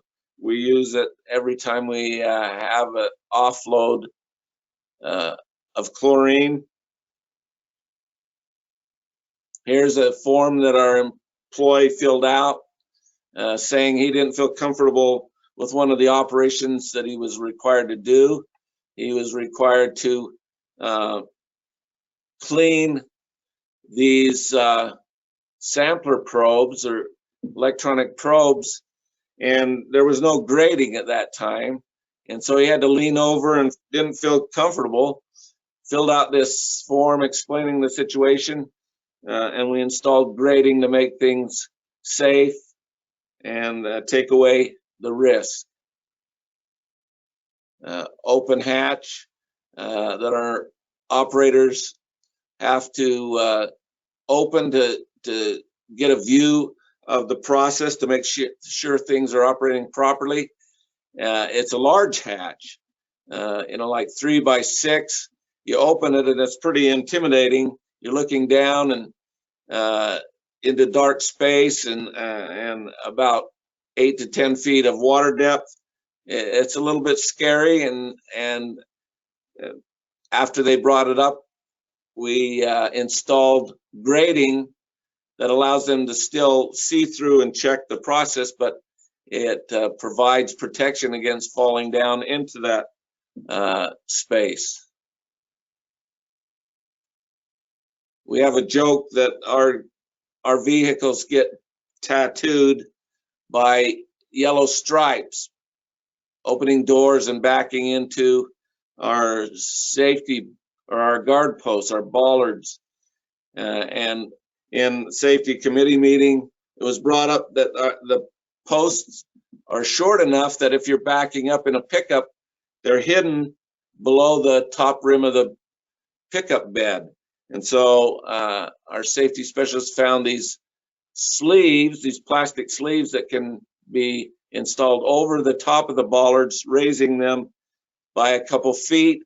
And that didn't completely eliminate the problem of running into them from time to time, but it does help. We have a safe confined space and entry trailer. This is a suggestion saying, if we're entering a confined space, we want to have everything closely available in case we need to respond to an emergency situation or a rescue. So we have that. Anyway, when an accident occurs and there's a review by the safety committee and we see a deficiency or an operator brings up what they feel is a concern, a safety concern, we take that seriously and we try to react and address any safety issue. I'm running out of time. Anyway, scary semi story. I'll end with this. This just happened recently, and it's on our mind. The cheeseburger's there because the semi truck driver was eating a cheeseburger, which created the hazard and the accident. We, in taking care of operating our collection system, our sewer lines and manholes, we routinely inspect the lines and the manholes and fill out a review form of their conditions, etc. So we're set, in this instance, we're set up on Antelope Drive, which is a very busy state roadway, and set up according to UDOT standards for our signage and our traffic cones, etc. And you can see the setup there. We have the barrier vehicle a certain distance, and then we've got our workers standing by the manhole. You can see there, the guy going down into the manhole has his harness on. He's cabled up on the winch, goes down to perform the inspection. That's the way we've always done it. That throws up a red flag. We met all UDOT requirements. In fact, UDOT had been by and had seen the setup and said it met their requirements. But then this semi truck, fully loaded, driver eating a cheeseburger, looks down, doesn't even brake, doesn't see the setup, strikes our barrier vehicle, sends it forward 120 feet. And you can see our employees were less than 120 feet away. They see this happening. Well, one of them sees it happening. The other one's down in the hole, harnessed up. And the attendant at the top of the manhole saw what was coming. He didn't know what to do, only had, microseconds to make a decision. If he stays there, he's going to be hit, but he doesn't know what he should do about the guy down in the hole. And luckily the hole was 15, 20 feet deep at a length of cable, because as soon as our employee got out of the way, the barrier vehicle struck the back end of the vehicle that had the winch connected to it, and our employee connected to the winch cable got pulled up. All of a sudden, luckily, again, the manhole was deep enough that he didn't come out of the manhole, but he was drawn up in the manhole as that barrier vehicle hit the other vehicle, sent it another 15 feet forward, and our employee down in the manhole, as he was drawn up, hit his shoulder. The bottom line, the lesson from this is now, even though that's the way we've always done it in the past and that we met UDOT requirements, we do it differently now for added protection. That's the lesson that can come from evaluating performance or risks out there. Our employee has had to have surgery on his shoulder. He's currently in physical therapy. You can see there our vehicle that was totaled. There are risks out there that are just, you can, even though you do your best to protect against something like this happening, it can happen, and you need to do all that you can do to keep your employees safe and provide a safe work environment. Sorry, I ran out of time. Let's see. How do I end this? I guess I'll just end it there and ask if there are any questions. Thanks so much, Kevin. Really appreciate you taking some time with us this morning. We did get a number of questions that came through. The first one is, how has COVID impacted safety planning at the district? Okay, I had a COVID section coming up, but it's impacted us because we haven't been able to gather, like I said, for training. We still conducted training in smaller groups, but that has been affected. We actually put in place procedures that anybody entering our treatment plant site had to have their temperature checked and answer a set of questions about their health, whether they, had a cough or felt poorly, and then we actually sent employees home. We had a temperature scanner, and all of that has affected us. We actually did a major restructuring of our shifts to keep groups from contacting one another, so we didn't have, all our eggs in one basket, meaning, and the basket would be our operations crew. And so we split those up. They weren't all together. If one group got exposed, the other one was available to fill that shift. We did quite a bit as far as then changing our break and lunch areas.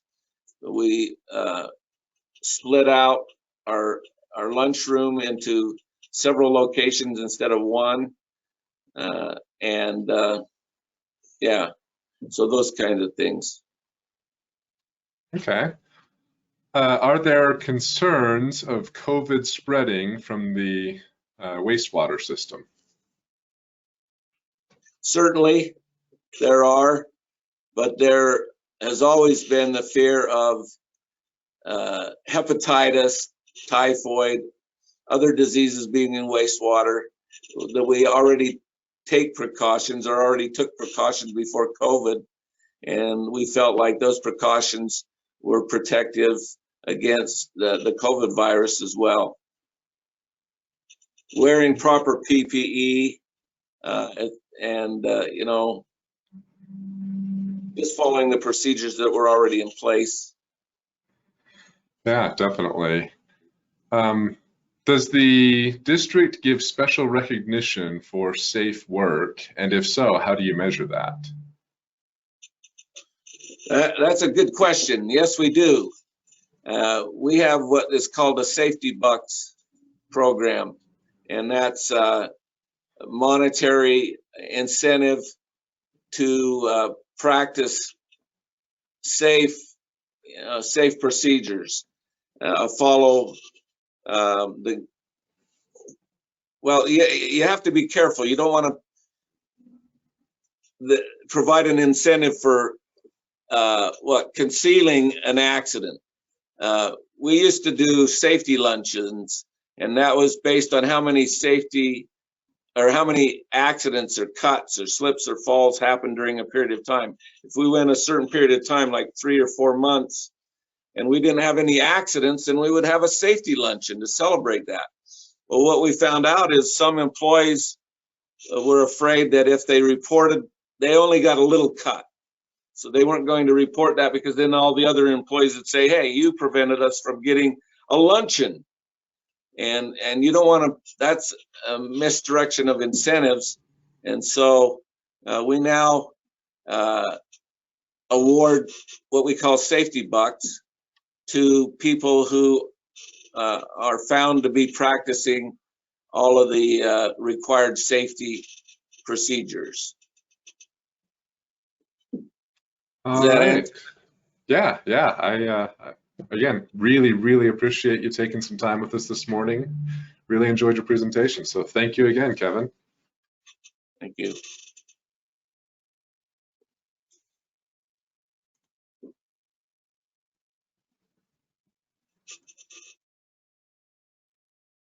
We appreciate all of the speakers that have participated in the Spring Risk Conference, both on Tuesday as well as today. A lot of excellent material was reviewed, and as is typical with risk conferences, there's so much material you may want to go back and review certain presentations and certain aspects of it so that it can be incorporated within your organization. To facilitate that, all of the presentations have been recorded and available on our website, as well as most of the speakers have made their slides available so we can review individual sections or individual portions. I know personally I've gained a great deal of information from the speakers, and we're very appreciative of the time and energy that they've given. Once again, a reminder that continuing education credit is available, and it does require registration for either continuing legal education or with the Utah State Insurance Department. And all of this information, as well as the recording and slides and support information, is available on our website, riskconference.net. We're planning tentatively at this point for an in-person risk conference, which would be in late September. We, like many others, are kind of watching and waiting and seeing if that's going to be feasible. We would love to gather together once again and be as a group, and we're kind of hopeful that that will happen, but if not, you'll be receiving notices that a risk conference will either be in person or virtual, And we'll be sending out a save the date probably within the next week or two. Thanks again for everyone who's participated, all of those that have taken the time and energy to put high quality presentations together, and for all of those who've tuned in and listened and been part of this risk conference experience. We appreciate your involvement as well. And with that, we'll go ahead and close off the Spring 2021 Risk Conference. Thank you very much.